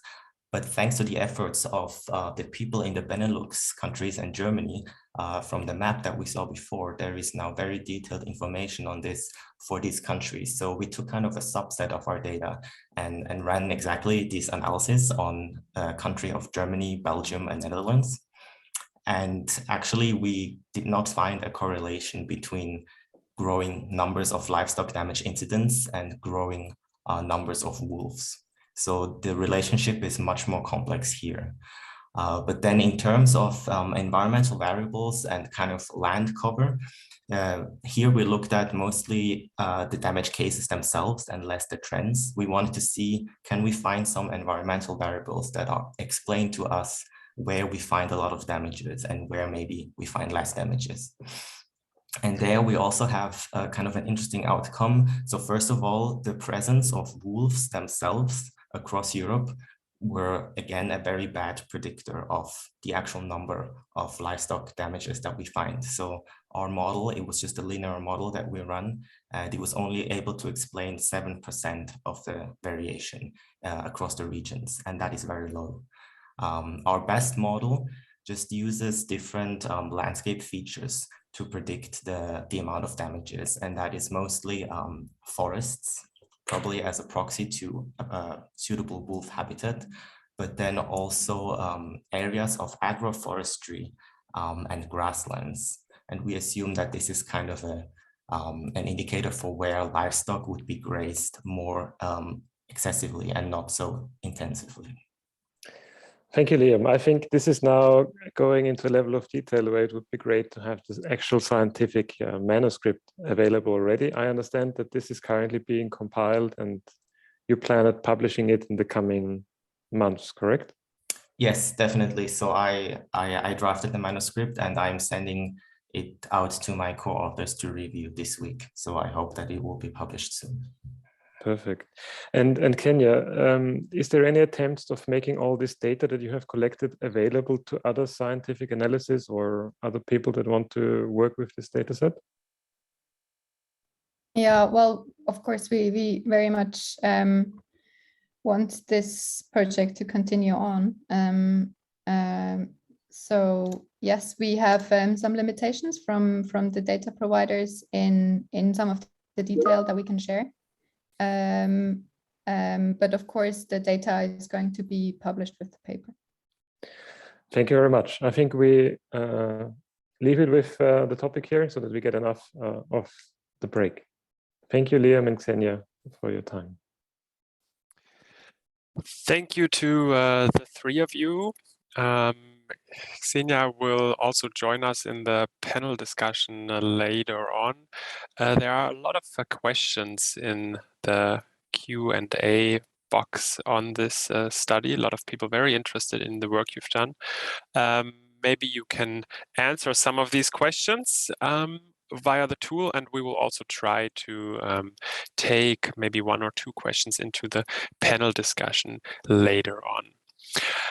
Okay, before we go to break, I just want to make you aware of one comment also posted by Robin Rick. The EuroLargeCarnivores project was able to support the CDP news. It's an initiative that's been going on for many years, and it has been supported and financed by various partners and different LIFE projects. It's the Carnivore Damage Prevention News, a newsletter with three or four issues every year, and it's a very good collection of damage prevention, conflict mitigation measures from different regions throughout the world, in fact. So please have a look in case you don't know the CDP news. Robin posted the link in the chat. Thank you very much for that, Robin. Okay, and now we will move on to the break. We will break for 15 minutes, so we will be back here at 11:05. Please continue to send your questions you might have to the panelists later on through the Q&A tool. After the break, we have two more presentations, and then we'll go to the panel discussion. So we're breaking now for 15 minutes, and we'll see you back at 11:05. Bye.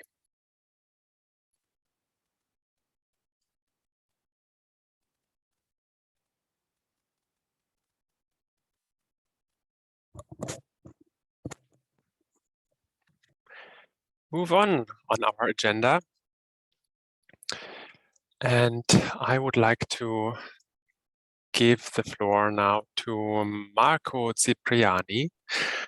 Marco from Italy works in the European Commission's Directorate General for Environment and is especially involved on the Commission's work on the EU platform on coexistence between people and large carnivores, and also on the regional stakeholder platforms, and on the topic of rural development fundings for prevention measures and coexistence measures in more general. Marco will present us today perspectives of EU large carnivore policy and funding. Welcome, Marco. The floor is yours. Thank you, Moritz. I will start sharing my screen.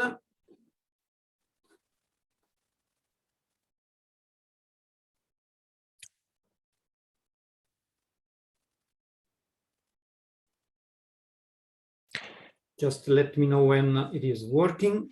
Yes, we can see it. If you click on the presentation mode now, we should be able to see it full screen. And maybe now I should still... Yep, and now switch the presenters mode there.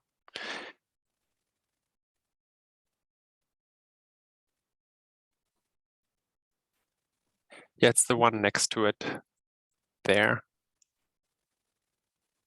I think it's hidden by your navigation bar. Indeed.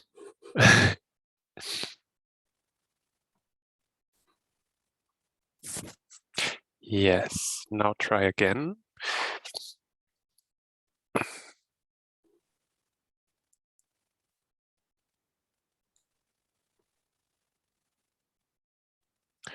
No. If you hit full screen now again, I think down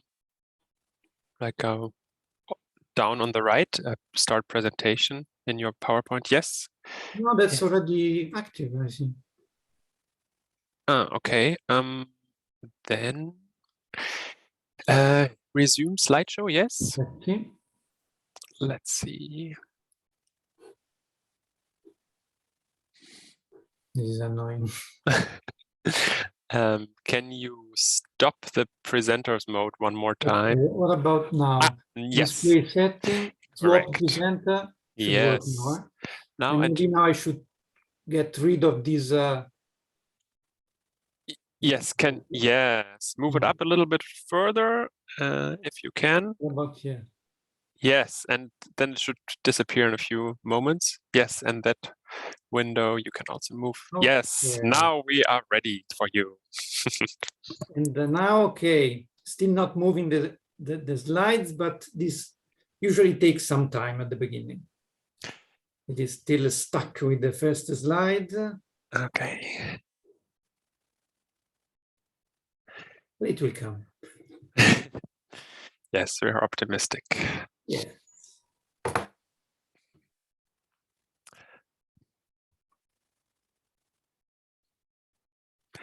Maybe hit it again. If you click on the slide directly, it usually... Maybe, yeah. Yes, here we go. Okay, so here we go. Thank you. So let's see what you can expect from our side in the next few years. And first of all, in terms of rules. And the relevant legal provisions will remain those set by the Habitats Directive, including the listing of large carnivore species in the several annexes of the directive with corresponding obligations for member states that are responsible for the implementation, for the monitoring, for the reporting. Commission will support this implementation and has a role in enforcement of these provisions. And there is no plan to change this legal framework. This was the conclusion of the fitness check in 2016, that is under the previous commission, but it is also the line of the current commission. This is an example of a very clear statement made in reply to a parliamentary question. So no plan to revise the directives. And this actually applies to both the Habitats and the Birds Directive. The wolf is mentioned simply because the question was about wolf. And this policy line has been very recently confirmed again at this ministerial conference in Strasbourg, where the adopted declaration confirms once again the conclusion of the fitness check and the commitment to work on the basis of the current rules. But the single best example showing to you what you can expect in terms of Commission policy on large carnivores in the next years is this letter. It's a joint letter sent by our Environment and Agriculture Commissioner together in last November, to all member states, to the national environment and agriculture authorities. And it's an invitation to the member states to work on the basis of the current rules and to invest in coexistence by using all the available tools, all the available funding sources at EU and national level. And we have made this letter available on the website of the EU platform. Therefore, we will implement and enforce these legal provisions on the basis of the case law of the EU Court of Justice and on the basis of Commission guidance documents. The case law on species protection provisions has developed over the years through a number of infringement cases and requests for preliminary rulings, that is a request made to the court by national courts. And we reflect these interpretations in our guidance documents, such as the very recent one on species protection, animal species covered by the Habitats Directive. This guidance includes, on the one hand, a number of clarifications of legal provisions that are therefore binding, but also a number of recommendations and some advice, some examples of good practices which per se are not binding. It includes an annex specifically on the wolf, which has, again, a number of good practice examples on coexistence measures and information on how to fund these measures, and also clarifications on the way to use the derogations, the management of hybrids or of bold wolves.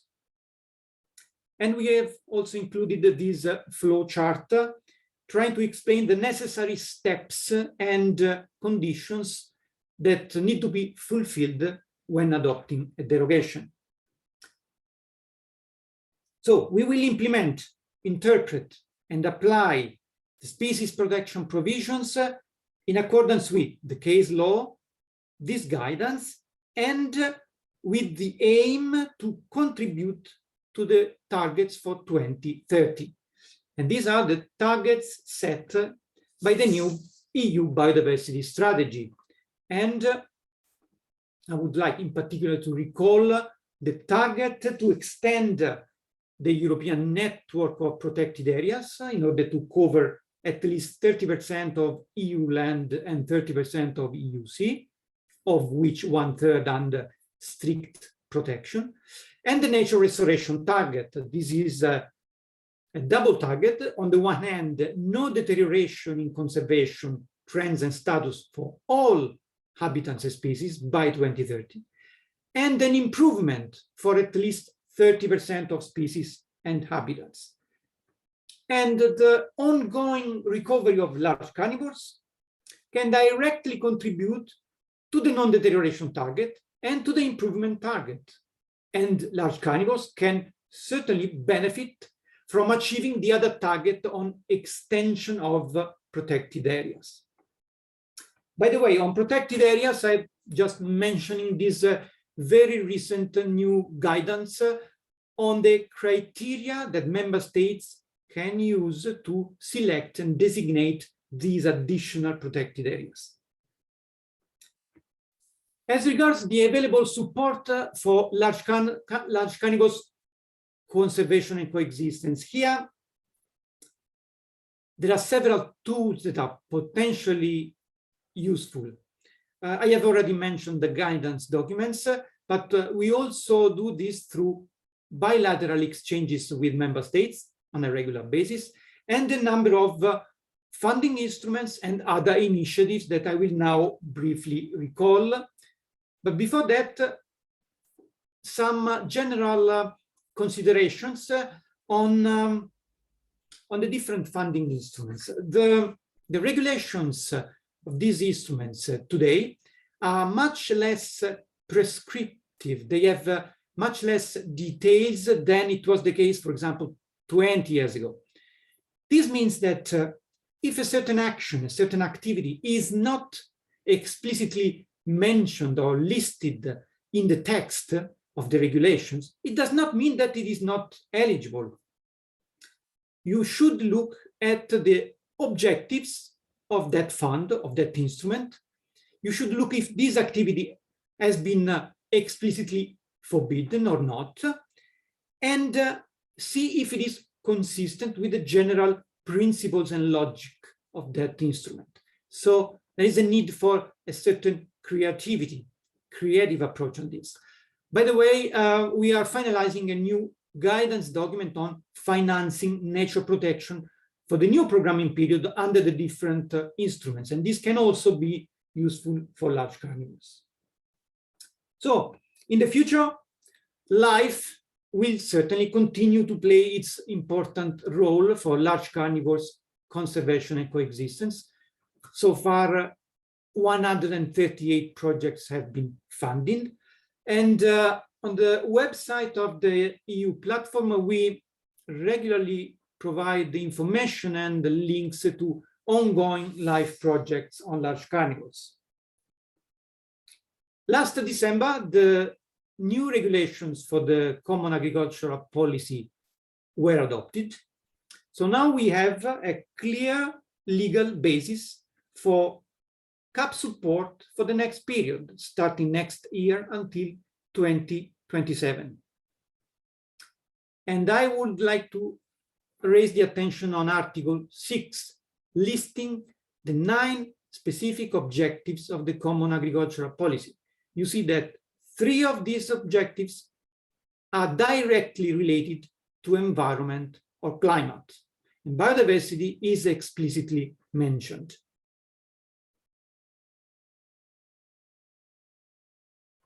I would like also to raise the attention to Article 73 on investments, which is explicitly mentioning non-productive investment to protect livestock.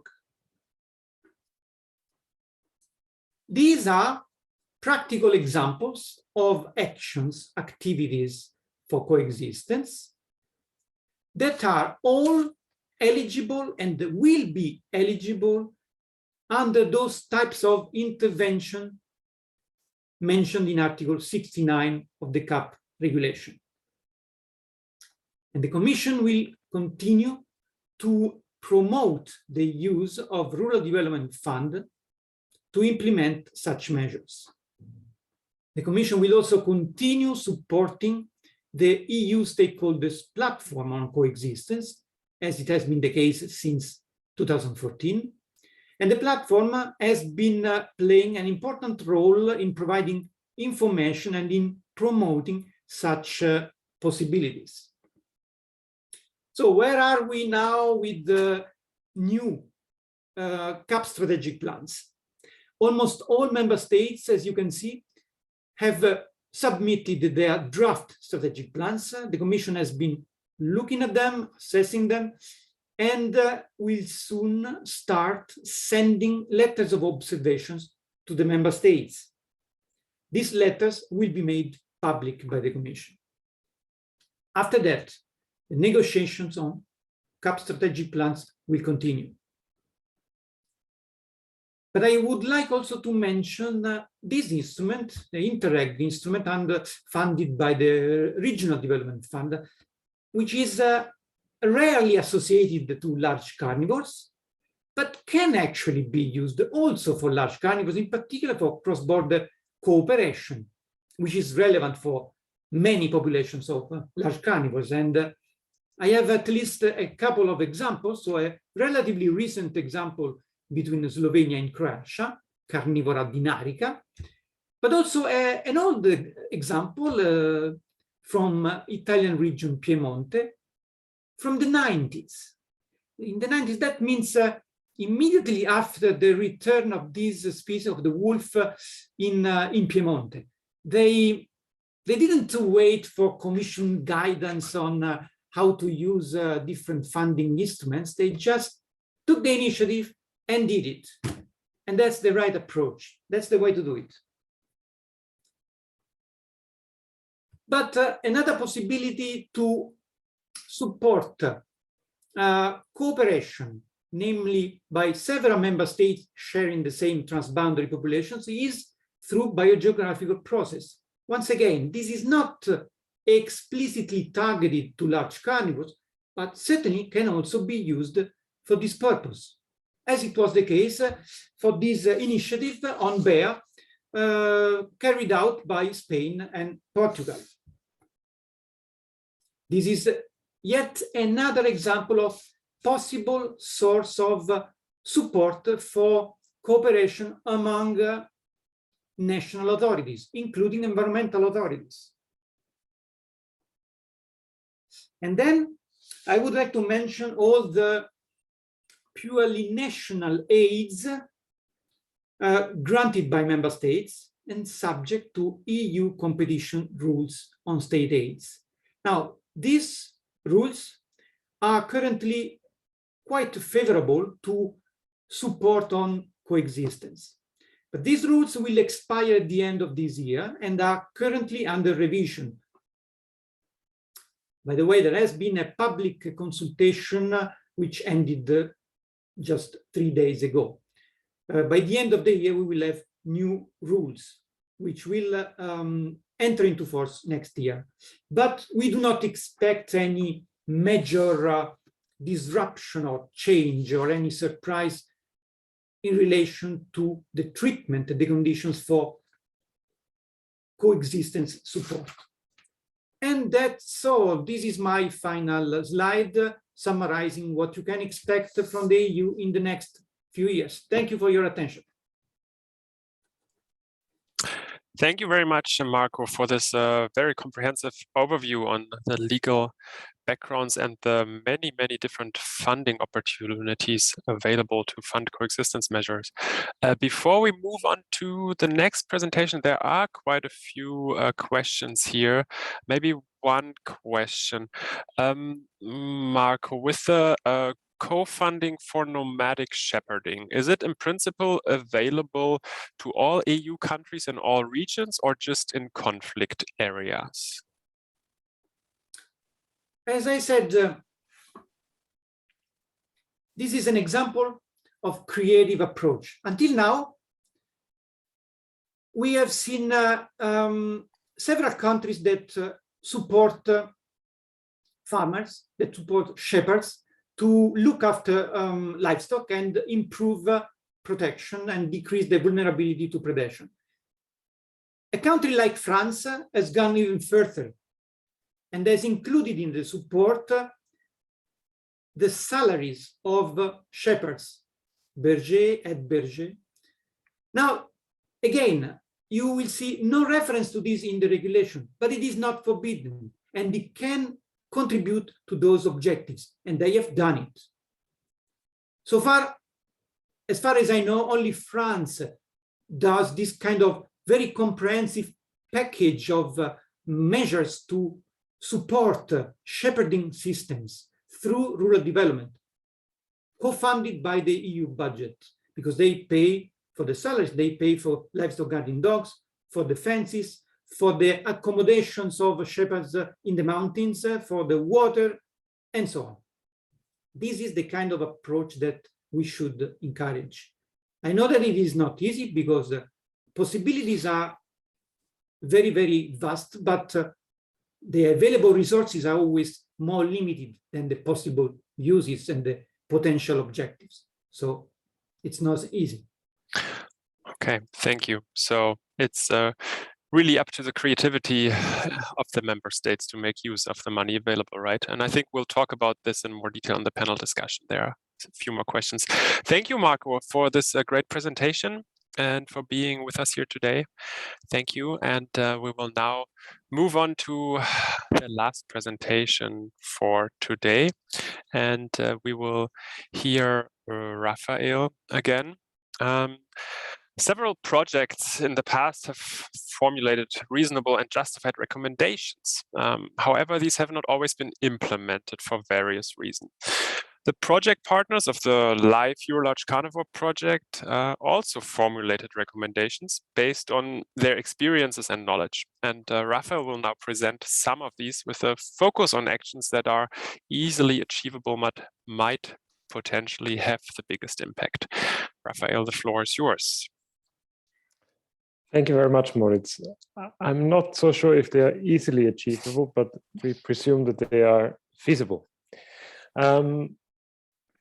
When we thought about what could we recommend, we had this task of making recommendations specifically for the LIFE program. So we started with this, but then we realized that we actually have recommendations also to other levels of government, be it the European Commission or the member state level, or the level below the member state, the European region. So I will now go through the recommendations for the different levels. And sometimes there is repetitions because we think it's not clear which level is responsible, and this varies by country also. Starting with the LIFE program and future LIFE-funded projects, there is 4 key points. There's a couple of more points in a more detailed summary of our recommendations. By the way, Moritz, can you please copy the link to the recommendations yes, page? I'll do that right now. Thank you very much. So we have we request the proactive and systemic involvement of people of diverse viewpoints in any local activity that is carried out by projects. So this is very important that there's diverse viewpoints involved and that we are not biased in one direction. This is something that we have learned, and we have showed how the methodology for this can work, and this is known and scientifically evaluated. We also encourage that training in mediation and conflict mitigation for administrative personnel is given, or that they have the chance to acquire professional conflict mitigation support or mediation support when implementing the processes. That is very important to not have situations escalate further.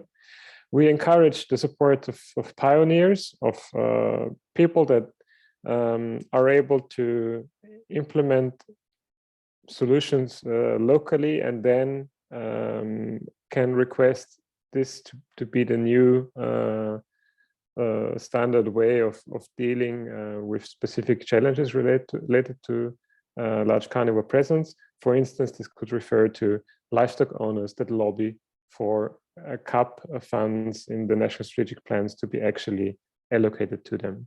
We see a big role there, and we have tried our first things in this direction with livestock owners and also with shepherds, where we had a meeting end of January. So this is something we see an important need for future projects to do. And as a 4th point, we also request that the projects plan and provide for impact studies after, and standardized impact studies after their completion, and also on completion, but also after. When we reviewed past LIFE projects, we realized that even though there were so many, over 100 or 136 on large carnivores or coexistence, very few of them actually had a good description of the technical impact as per aims that were defined in the project. Then recommendations for the European region. So this is now below the national level. In Germany, this would be the Bundesländer or something like this. First of all, we encourage appropriate regional plans for livestock damage prevention measures to be included in the process for creating the CAP National Strategic Plan. We also ask for farmers being provided with appropriate and high quality damage prevention extension services. So we have seen this topic of what do farmers know about available funding, and also we've seen a topic of quality variation in how damage prevention measures are actually implemented. So an extension service there is really important. We also ask the European regions to set transparent targets for damage prevention coverage. So they could tell us, for instance, or they could set out the target of having just a ballpark number, 60% of the sheep that are out on pastures being protected with adequate livestock damage prevention measures. And we also encourage government regional administrations to randomly inspect the quality of measures that are implemented. This is really important to see whether there is an effect underlying the way a measure is currently implemented. We highlight this here because we have encountered several administrations that provide funding for damage prevention measures, but then they never look at whether they're actually being implemented at sufficient quality. So for those regions, we cannot expect the measure to automatically deliver the results we want. That's also leading to the next point, a very simple one to achieve, but it's currently not done or only done in a small fraction of the European regions, is that for every livestock damage case report that is created, we already have a government official that goes to a farmer to investigate the damage case, that this same government official also documents and assesses the quality of livestock damage prevention measure that is in place on site, because this is also important to know whether we are going in the right direction or not in terms of reducing the number of damages. We encourage the adaptation of well-working governmental processes of sister regions. I will show you more of that on the next slide. And we encourage what we have seen now to be very effective between the Benelux and the German regions, that the administrative staff have a chance to meet and exchange with their counterparts. There can be all sorts of protocols formalized between member states, but if the responsible personnel at ground level don't know whom to contact on the other side of the border, this will not improve the situation for cross-border challenges. So this is really important that they have a chance to meet. On the standard operating procedures, what we have done is we have seen that a lot of European regions are overwhelmed, or they don't yet have a process established for how to deal with large carnivore presence. So we thought there is a couple of European regions that already have established the whole suite of processes that they require. And we thought we would document them in a standardized way and show the people that are, or the divisions in respective governmental units have a template of how these challenges or certain challenges are being addressed in other regions. This is not, how do I say, these documents you see here for every topic, the documents that we now have at the moment, it's about 15. There's also a link to the SOPs, the standard operating procedures. These are not the final version, but it's just a proposal from what we have seen is currently being used in regions. And we encourage in the future that every European region publishes their processes or adapts processes from sister regions that have been producing particularly satisfying results. To show you one of those examples, I tried to interrupt the presentation here, and you tell me if you still see my screen. I have opened one of the recommendations. We can see it very well. All right. So you see, for instance, here is one of those documents on artificial feeding. You see the date when it was last modified. You see the original author. And then you see a background section, which is just for you to know the background, the definitions. And then you see important elements or components of each procedure. And you see, in this case, you see the 8 important steps to take, which is not exactly detailed draft of the procedure, but it should provide a guideline. And then most importantly, we have case studies where you see it in more detail for specific countries. And you have the contacts. Who are the people that are actually responsible for this case, how it is implemented in a European region, in a government process already, and they can then be contacted. And you find all of them, as Maurice has already probably shared in the chat, you find all of those SOPs online on our website, and this is something that we recommend also in the future that the regions will adopt. Let me return to the slideshow. Then we also have recommendations for the member states. We recommend them that the monitoring of large carnivores is institutionalized. This delivers important results for management and coexistence with large carnivores.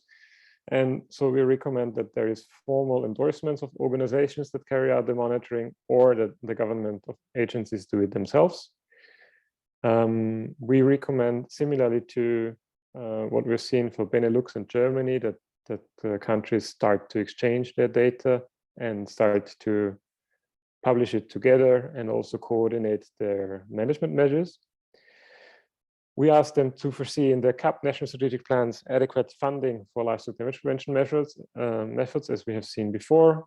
And then we have a specific ask, which varies across the European member states, whether it's actually applicable or not, that large carnivore biology and damage prevention measures, just the standards, are included in hunters' curricula, because we think this is another information deficit that we have come across. And of course, we asked for the species guidance to be followed, particularly in regard to illegal killings and wolf derogations. And the last point to the European Commission, where we ask for a dedicated staff position that actually carries out these annual compilation of livestock damage data at the municipality level, as we have seen by Liam and Xenia in the earlier presentation. And second, publishes an annual review of how CAP funding for prevention measures per region, per European region, is actually being made available and actually being used. Because we think that if one would compare the regions and the effort that they make, they will increase the funding that they provide to the shepherds and livestock owners. We also recommend that there is presence shown in regions, in European regions, that have a particularly negative trend on damages, which is also what we have seen before. We hope that the standard operating procedures that we have discussed before are recommended to regions to be implemented, and also to member states to use them as starting points and to develop and improve them. And again, we hope that we ask the Commission to continue to evaluate whether the member states are actually following the species guideline, again, in particular regards the illegal killing and derogations. That's it for the recommendations. Thank you very much.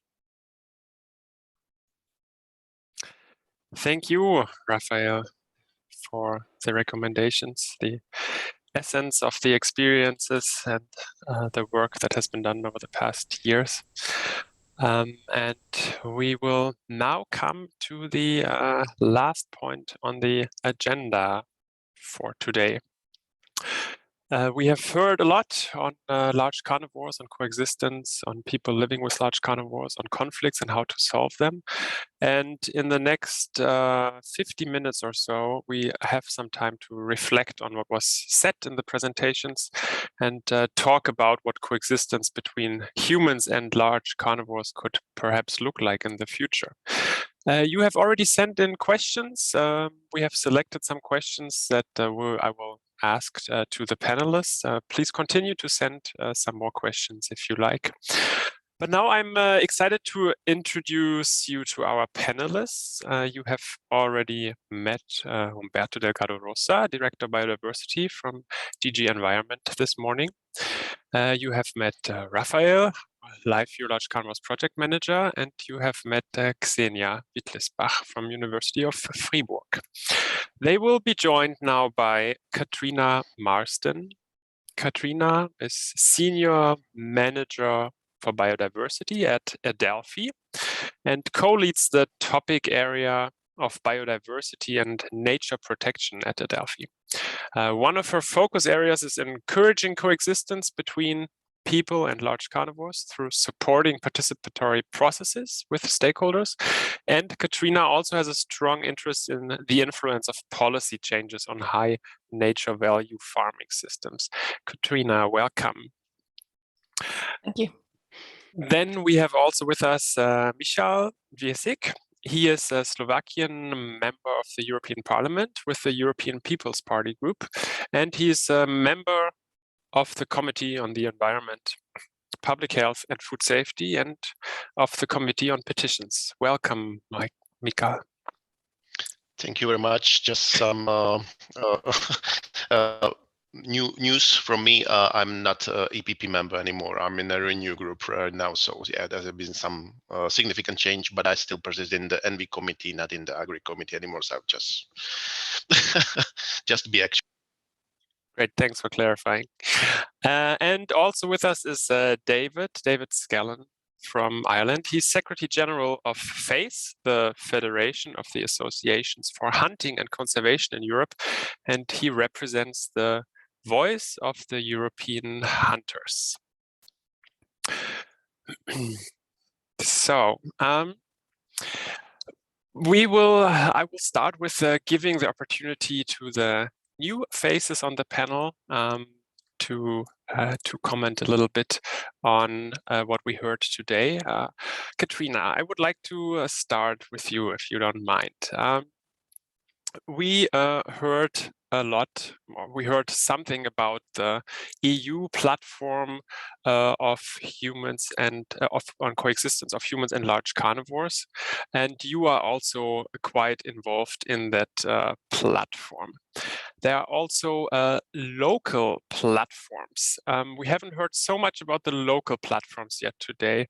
Would you mind giving us a short introduction on what these local platforms are about, where they are implemented, and what your experiences are with these local platforms? Yeah, sure. So we're involved in a number of different platforms. There's the EU platform, which brings together stakeholders that represent different interest groups, many of them here today, to kind of exchange good practice on a broad European level. There's then also regional to local platforms, which is another contract which was paid for by the European Union and is run by the Institute for Applied Ecology in Italy, where there's been a number of different platforms established in regions across Europe, 6 different ones at the moment. And we've, together with the EuroLargeCarnivores LIFE project, we've had some exchanges on how these different platforms have been working and the lessons learned from the different platforms. So what works well, what works less well, kind of how we can exchange different practices. So maybe just to summarize a little bit about what we have learned, we see that these platforms can work well under particular circumstances, but we do need basic conditions to be met. So professional mediation helps a lot, but you'd also need this kind of long-term commitment so that stakeholders in a region do work together over a reasonable time period and that they see an interest themselves in what the outcomes might be. One of the most important aspects that we've seen is the involvement of the regional to local administrations in these platforms. So if they kind of step back from the process and aren't willing to be involved, then it makes it very difficult for the local stakeholders to see that their actions together will have an impact in the long term. So to know whether kind of the agreements that they make between themselves, whether these can be financed or put into effect if there's no support from the regional local administrations. I think that gives a bit of a background anyway. Okay, thank you. There was actually a question on the local, on the regional platforms from the audience. Is there sort of a guideline on how to set up a new platform? Like, can regions, can initiatives apply to install a new platform? Yeah, and what are the benefits if it's actually institutionalized such a regional dialogue as an official regional platform? Can you say something about that? Yes, we've been trying to gather information on what's been working well and not well, and the EU platform is now going to develop a toolkit on how to establish regional platforms. So gathering together kind of a process for how you can do this, and the different conditions that need to be met. There are also various materials from the LIFE project, which have aimed to do such a kind of provide a guidance on a national level. Okay, thank you. David, I have a question for you, since you are also representing the hunters in the EU platform on Coexistence. What are your experiences with getting different stakeholders together to work towards coexistence? Like how can hunters and conservationists better work together to promote coexistence work? Thank you for the invitation to this panel. I think there's some mixed results around Europe with respect to participation in these types of platforms. As you know, FACE is part of the EU platform. And I think when it comes to the question about how we can work together to promote coexistence, I think from our perspective, a key request from our members is that it's important to recognize that the conservation of large carnivores does not necessarily imply that a strong protection regime and sustainable hunting cannot happen together. And we've many good examples that include conservation and hunting, and many experts and scientists have, will support this. I think what we have is very good networks from the very local, regional, national, and Brussels level within the hunting community. And as I said, we're certainly happy to play this role in the EU platform. And some of the regional workshops under the platform have been helpful. I think one point is that from the perspective of the hunting community, I think they need to feel that their views are heard and taken seriously. And there's a number of, I think, demands for more solutions with some different views, which I'll come to. But some points that were mentioned, for example, the need for clear conservation objectives, what the outcomes will be in terms of conservation planning. But already the hunting community is really actively involved in conservation management, monitoring of large carnivore populations around Europe. And this is, in particular, contributing to important data collection on reproduction, distribution, density. I think this is important in terms of facilitating conservation, enhancing coexistence. And in many ways, this is needed if we want to guarantee a sustainable management that includes a sustainable harvest.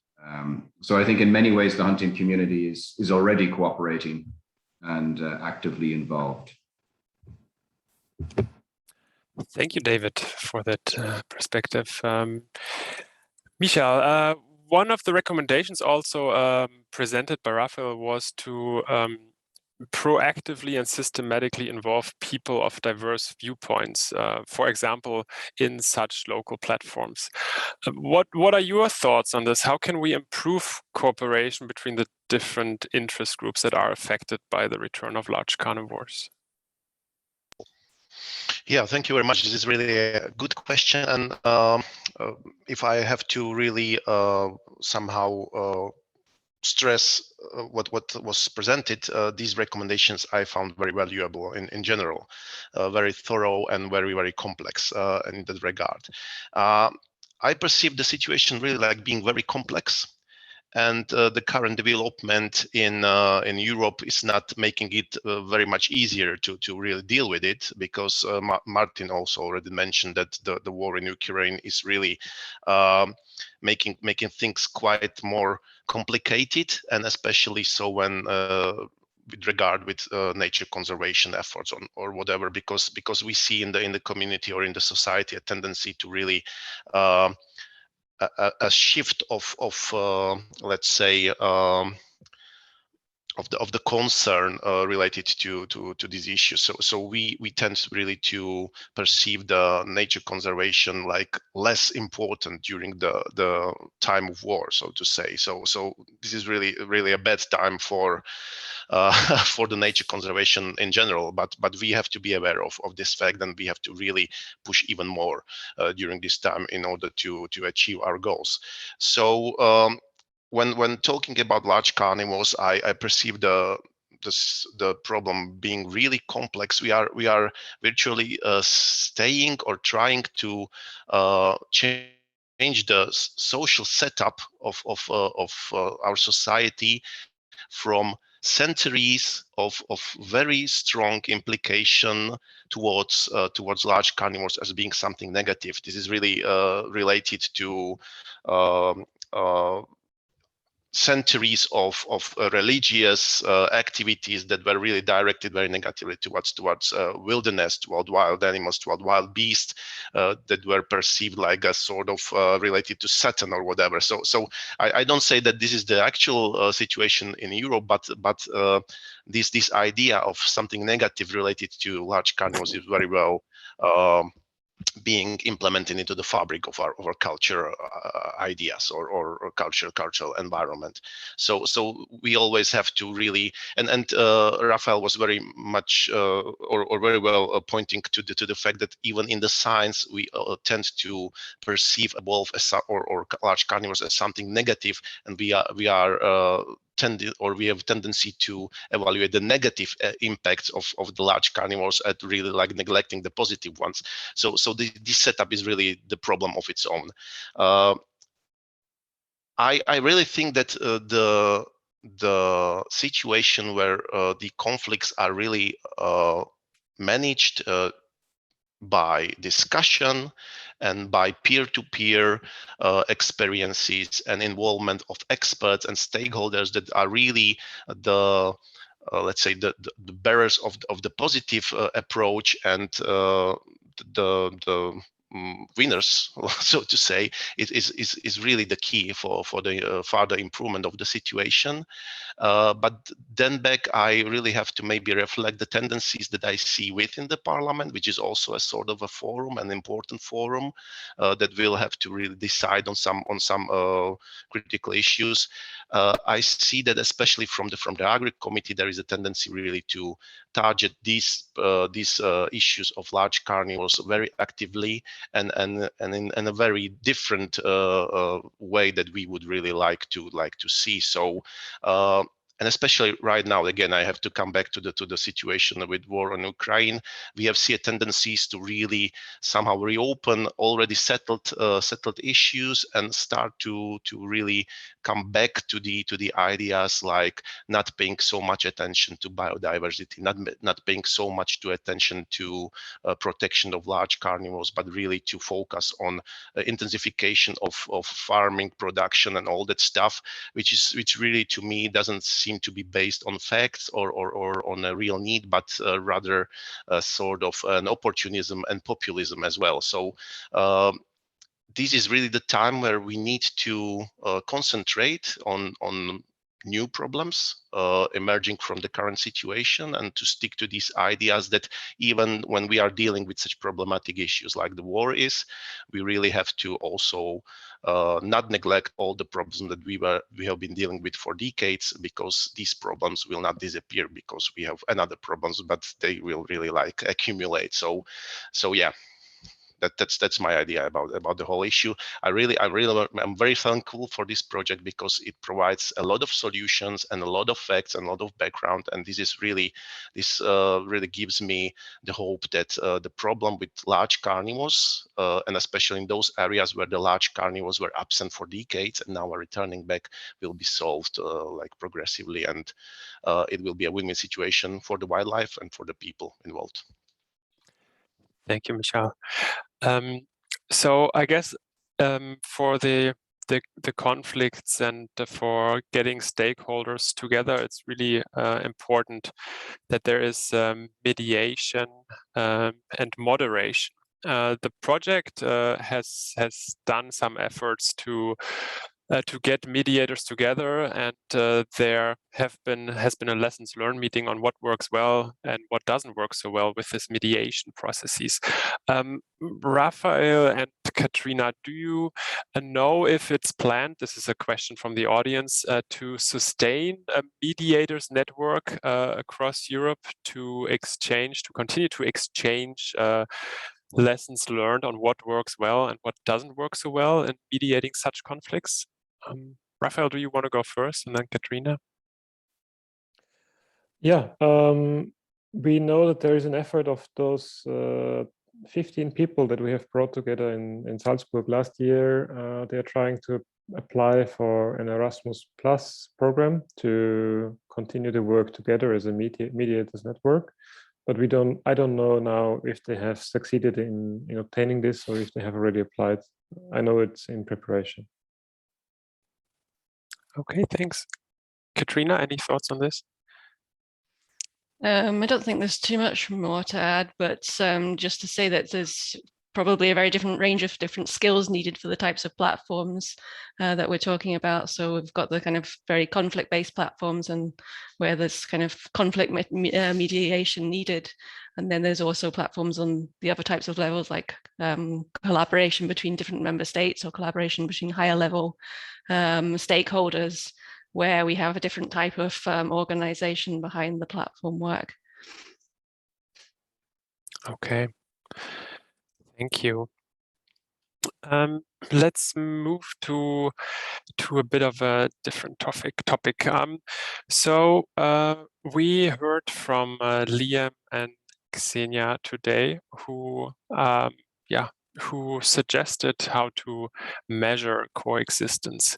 I guess it's quite important to see if the prevention and mitigation measures for conflicts are actually working, and how can we measure conflict. So this is a suggestion on how to measure conflict and how to assess if coexistence works. Maybe Humberto, question for you. What do you think about such an indicator? How can we actually measure and make sure the activities that are implemented on the ground actually do work? How can we see, is it working? Can we achieve coexistence? Yes, so let me say first, yes, we can achieve coexistence, not only because you have many regions where coexistence has remained for centuries without much hurdles, some conflicts, yes, some damages, but also compensation processes. We also have many cases where the arrival of the wolf was matched, after some effort, of course, with adequate coexistence measures, including prevention. Now, let me say here one word of caution, let's say, on the level of following where are the measures taking result or not. Because I don't think at all that one could expect, let's say, the European Commission to be collecting itself all the damage cases around Europe or all the preventive measures taken everywhere in Europe. Because first, there's an issue of resources, but more than that, there's also an issue of subsidiarity, in the sense that that's something that can be better done at national, regional, local level.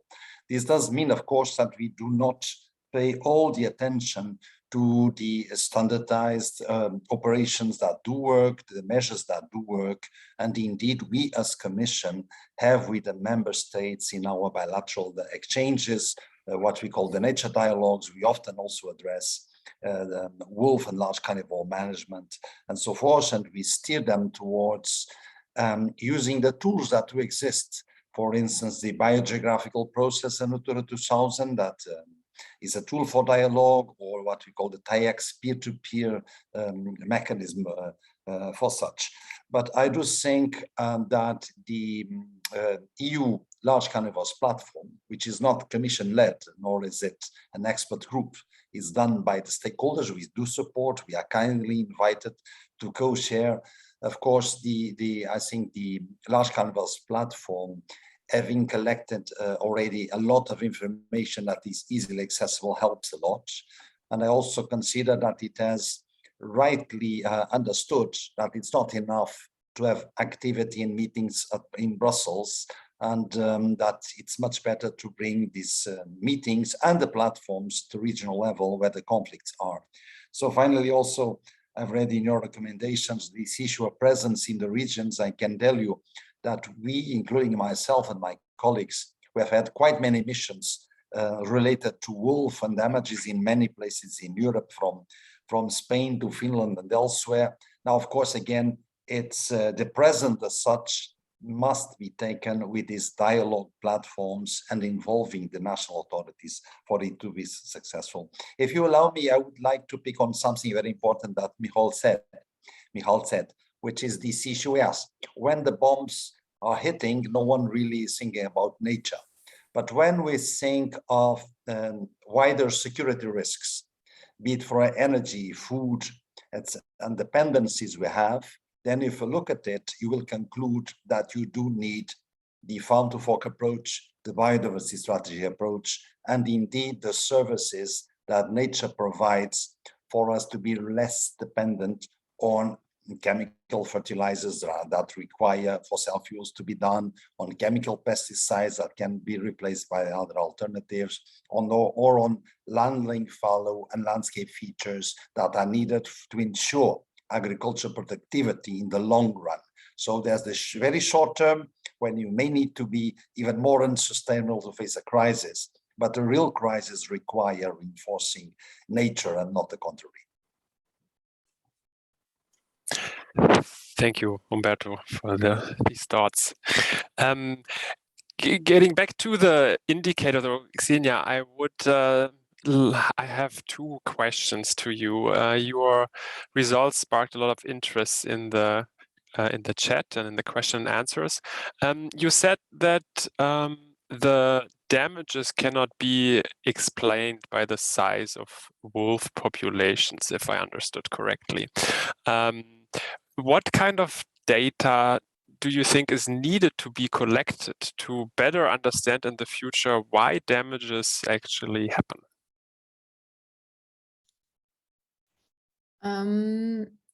So the one thing that we did find that explained our data best was some environmental variables that we also used as a proxy for sheep and other livestock. So better proxies for both livestock and like better environmental variables that we could deploy would be very helpful. And then also, like we've said before, our data set has major lacks in information. For example, the lacking information for most countries in deployed damage prevention measures, which we still think could explain lots of the damages that we see, and that is just not information that is being gathered at the moment in many countries. Okay, thank you. So we definitely need better data collection. And Raphael, if I'm not mistaken, we have made suggestions in the SOPs on what the data protocol should look like when collecting these kind of data, correct? Yes, and also the publication of Xenia and Liam will comprise this protocol and the template for this. Maybe a quick note on how much effort it is to collect this data, because this is also what we tested when we employed Liam and Xenia to do this. So just for the livestock damage data, to request it from all regional administrations across Europe that we got there now, so we have maybe 60% of the administrative regions, took 60% of a full-time position 1 year. Yeah. Okay, thank you. There is a question in the Q&A tool. I would like to give this question to Raphael and also to David, because it is about are there any countries, regions in Europe where populations of certain large carnivores are reaching the carrying capacity of the environment? Is that topic the project addressed? Do we have problems where large carnivores reach or go over carrying capacity. And I would be interested in hearing your perspective on that, Raphael, and then also your perspective on that, David, because you said that sustainable hunting should be part of large carnivore management. Raphael, David, you go first. Go first.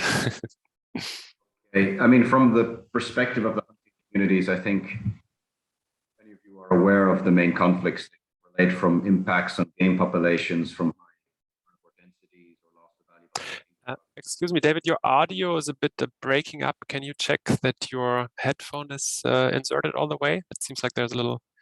Yes, does it work better now? Yeah, I think it's better now. Okay.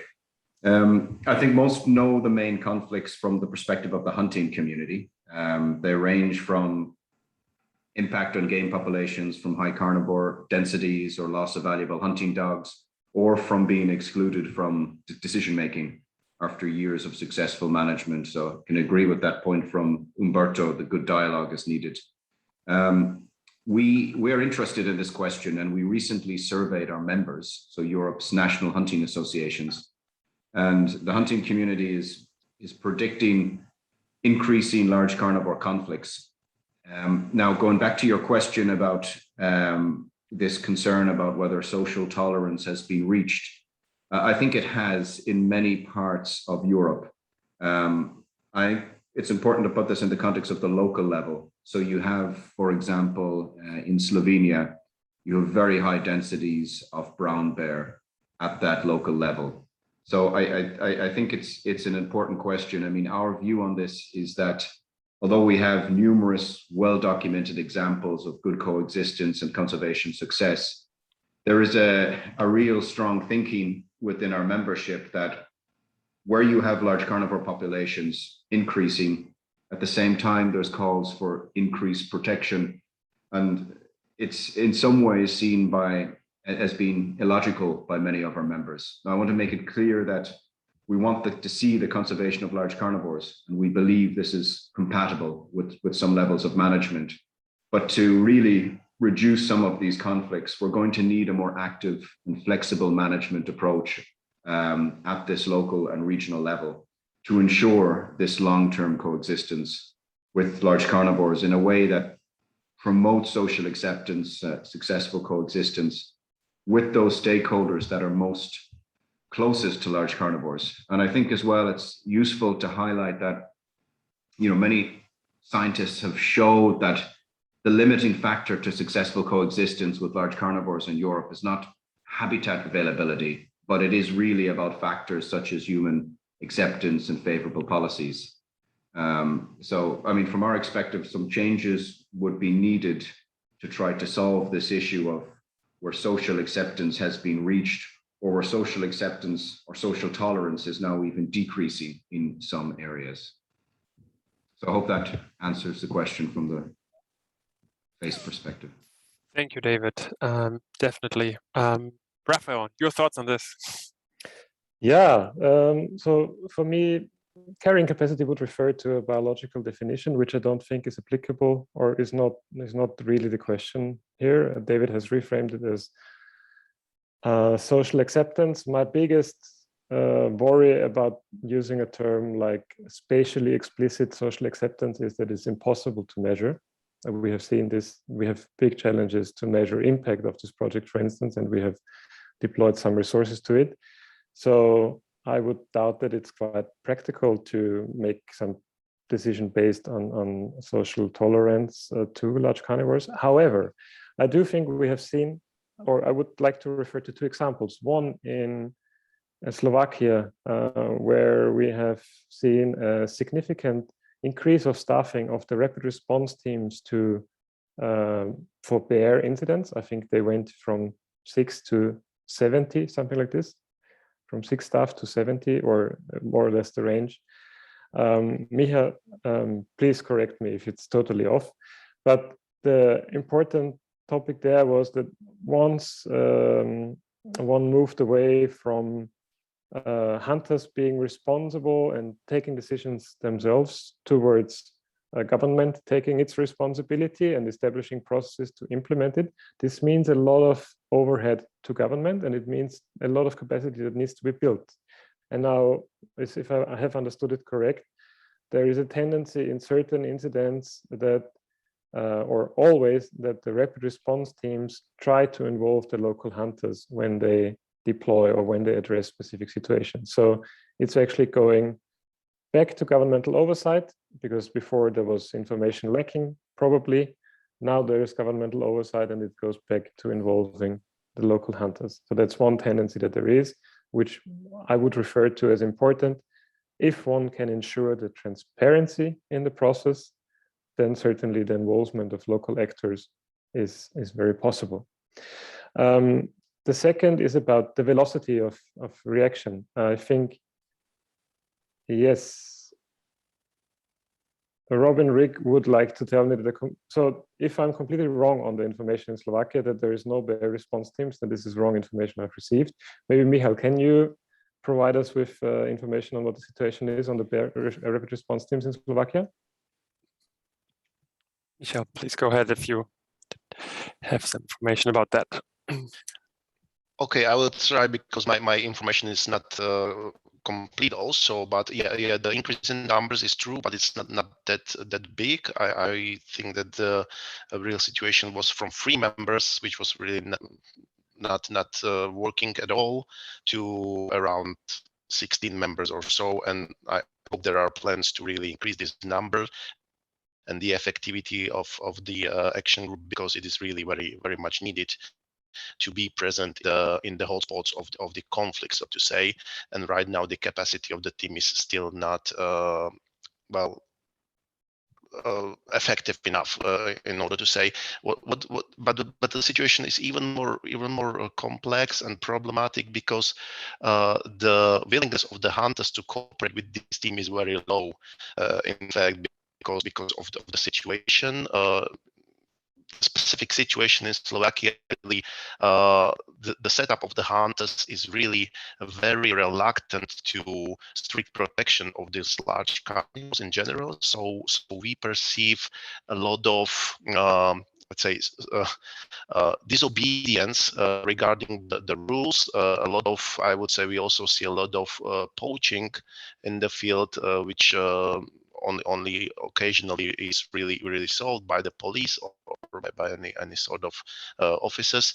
So and especially after the all round or year-round protection of wolf was established in 2021, the situation has also changed in that regard very much, and we have recorded some 2 or 3 cases of poaching of wolf, and several cases of poaching of bear. So this is also an aspect of the situation in Slovakia, where the government or the state really took over the responsibility, but it was not, or it is still not accepted by the stakeholders, for instance, the hunters in general. So it will really take some time in order to really settle the things. But I think that the establishment of the team was really a good step forward, and let's hope that we will see the positive outcome of it.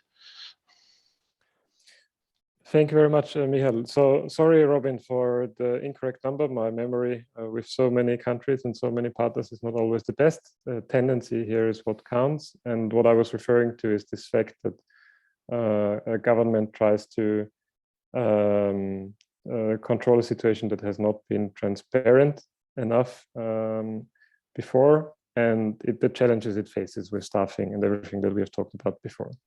Another point that is very important is that simply associating hunting or the killing of carnivores with coexistence is not this is not an equation. So we know that there can be a lot of contrary effects or unintended consequences of removing the wrong individual of a pack, for instance, on the number of livestock damages that occur in this area. There is scientific evidence for this. So again, it has to be well considered what it would mean if, for instance, hunting is employed as a tool in association with livestock damages.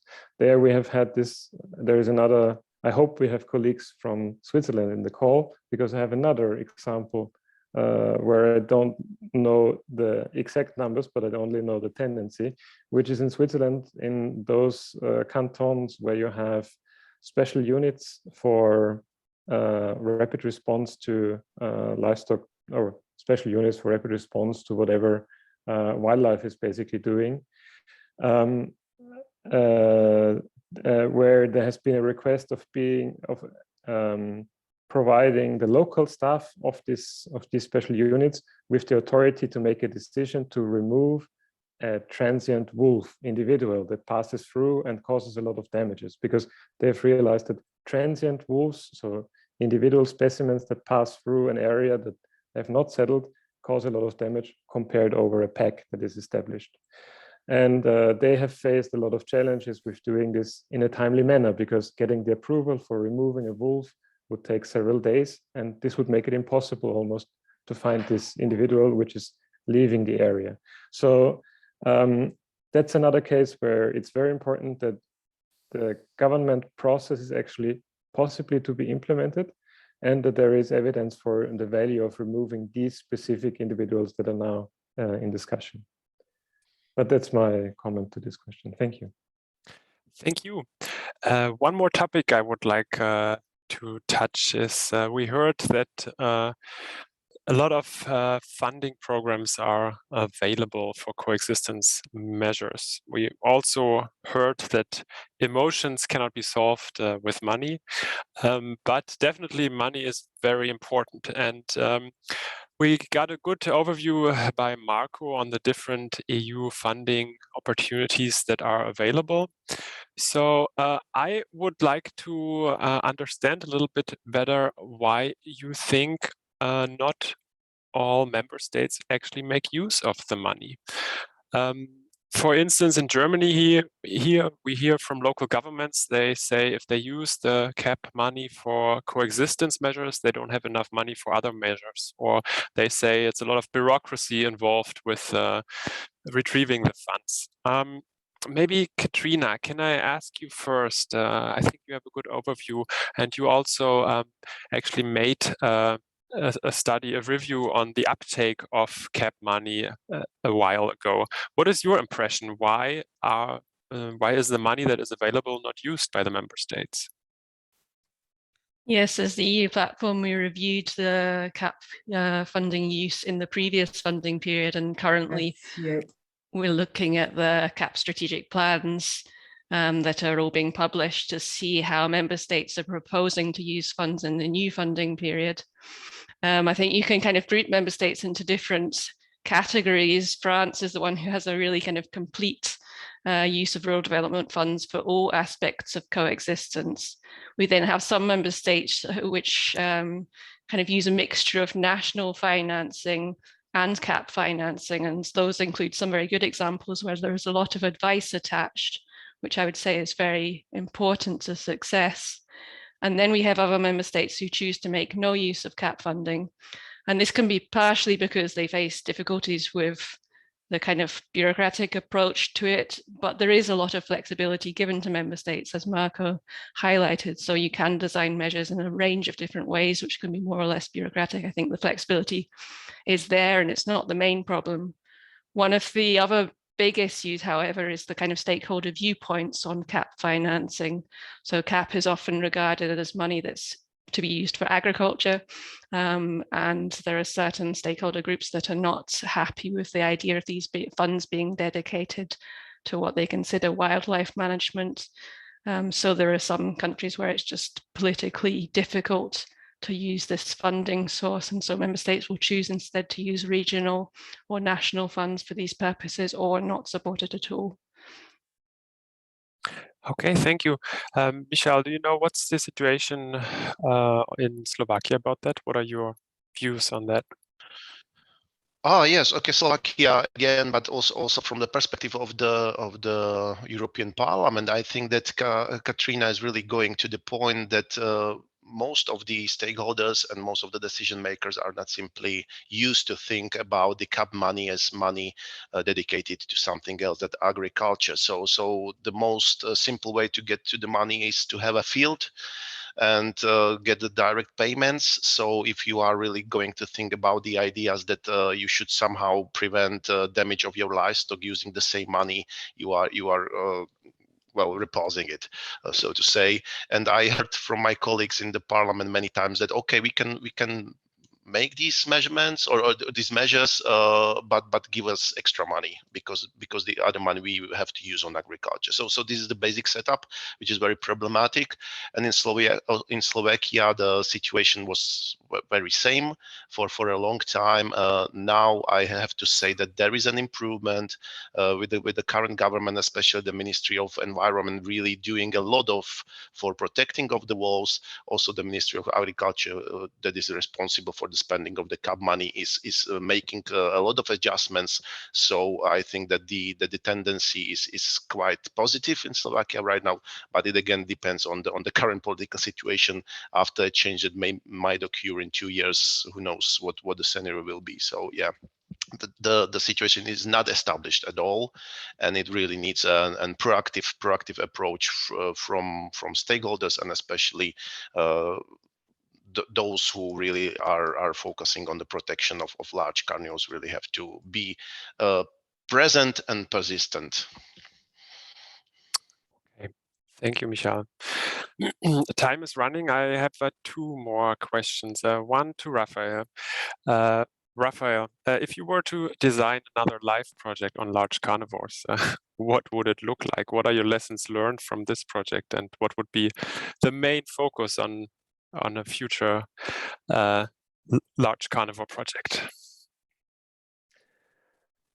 I think the main focus would be to ensure that the regional administrations have the staff capacity to implement sound processes on large carnivore coexistence.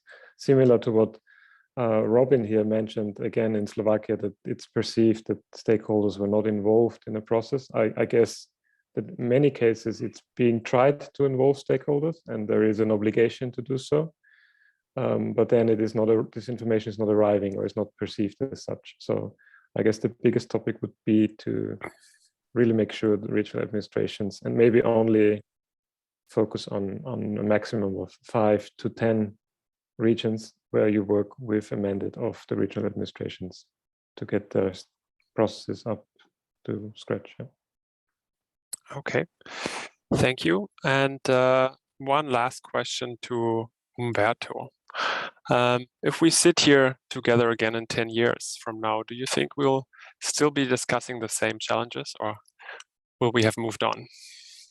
Well, I think we will certainly have moved on geographically. I'm convinced that actually it takes some 10 years since the arrival of wolves into a new territory, or territory that used to be there, and seems to be relatively settling out in terms of the conflicts.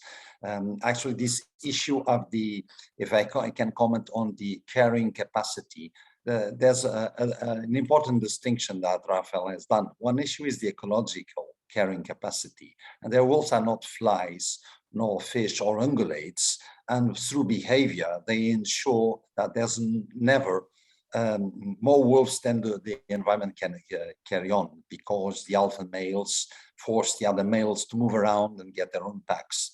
The other issue is the social carrying capacity, let's call it this way, which is level of acceptance. And what I don't think is that we can aim at social acceptance through systematically killing wolves. We can aim at it when there are problematic animals, as from the legislation allowing, but not from this eradication by shooting. So only the coexistence and the preventive measures can actually bring in the social acceptance, plus the dialogue, of course, with all the partners. So I do hope that in 10 years, in many areas where we do have strong conflicts now, things will be softer, and maybe, depending on where the bears or the wolves have reached after that, we will certainly still be dialoguing in these same contexts. Okay, thank you, Umberto.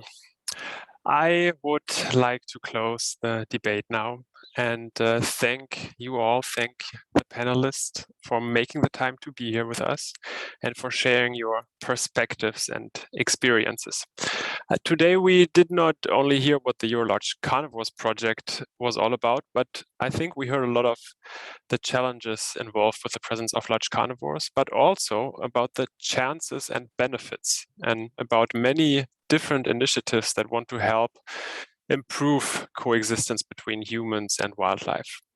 We heard that the legislative framework will stay like it is. We heard that many different funding programs are available to support coexistence, but that there needs to be creativity by the member states how to implement them. We heard that it's not just about money, but about emotions and thus about communicating with each other, about talking to each other, about finding ways to work together.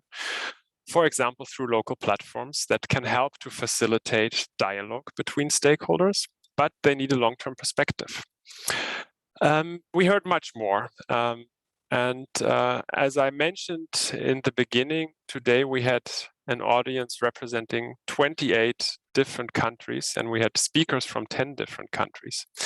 So on a bit of a personal note, this shows to me what I thought really made the project special and unique also, because I think this has been a truly European project. By engaging more than 3,000 people from 16 different countries, all the people involved really wanted to live the European idea with the goal of cooperating and of sharing experiences beyond national borders. People with different backgrounds and opposing views came together around one topic, large carnivores. So I would like also to use this occasion to say thank you. Thank you on behalf of all the project partners, to all the people that have worked with us during the past 4.5 years. We really do hope that the project was able to contribute at least a little bit to shaping coexistence in Europe. While the project has now officially ended, all videos and other useful material from the project will remain on the project website. And most importantly, the project partners will continue their work on the ground to seek the dialogue with people living and working with large carnivores. So thank you also to the colleagues in the background. Thank you to the interpreters. And thank you to the audience. Thank you for your comments, for your questions, your experiences and links that you all shared in the chat. Thank you for being here with us today. And a recording of the conference will be provided on the conference website very soon. So I'd like to say goodbye and take care.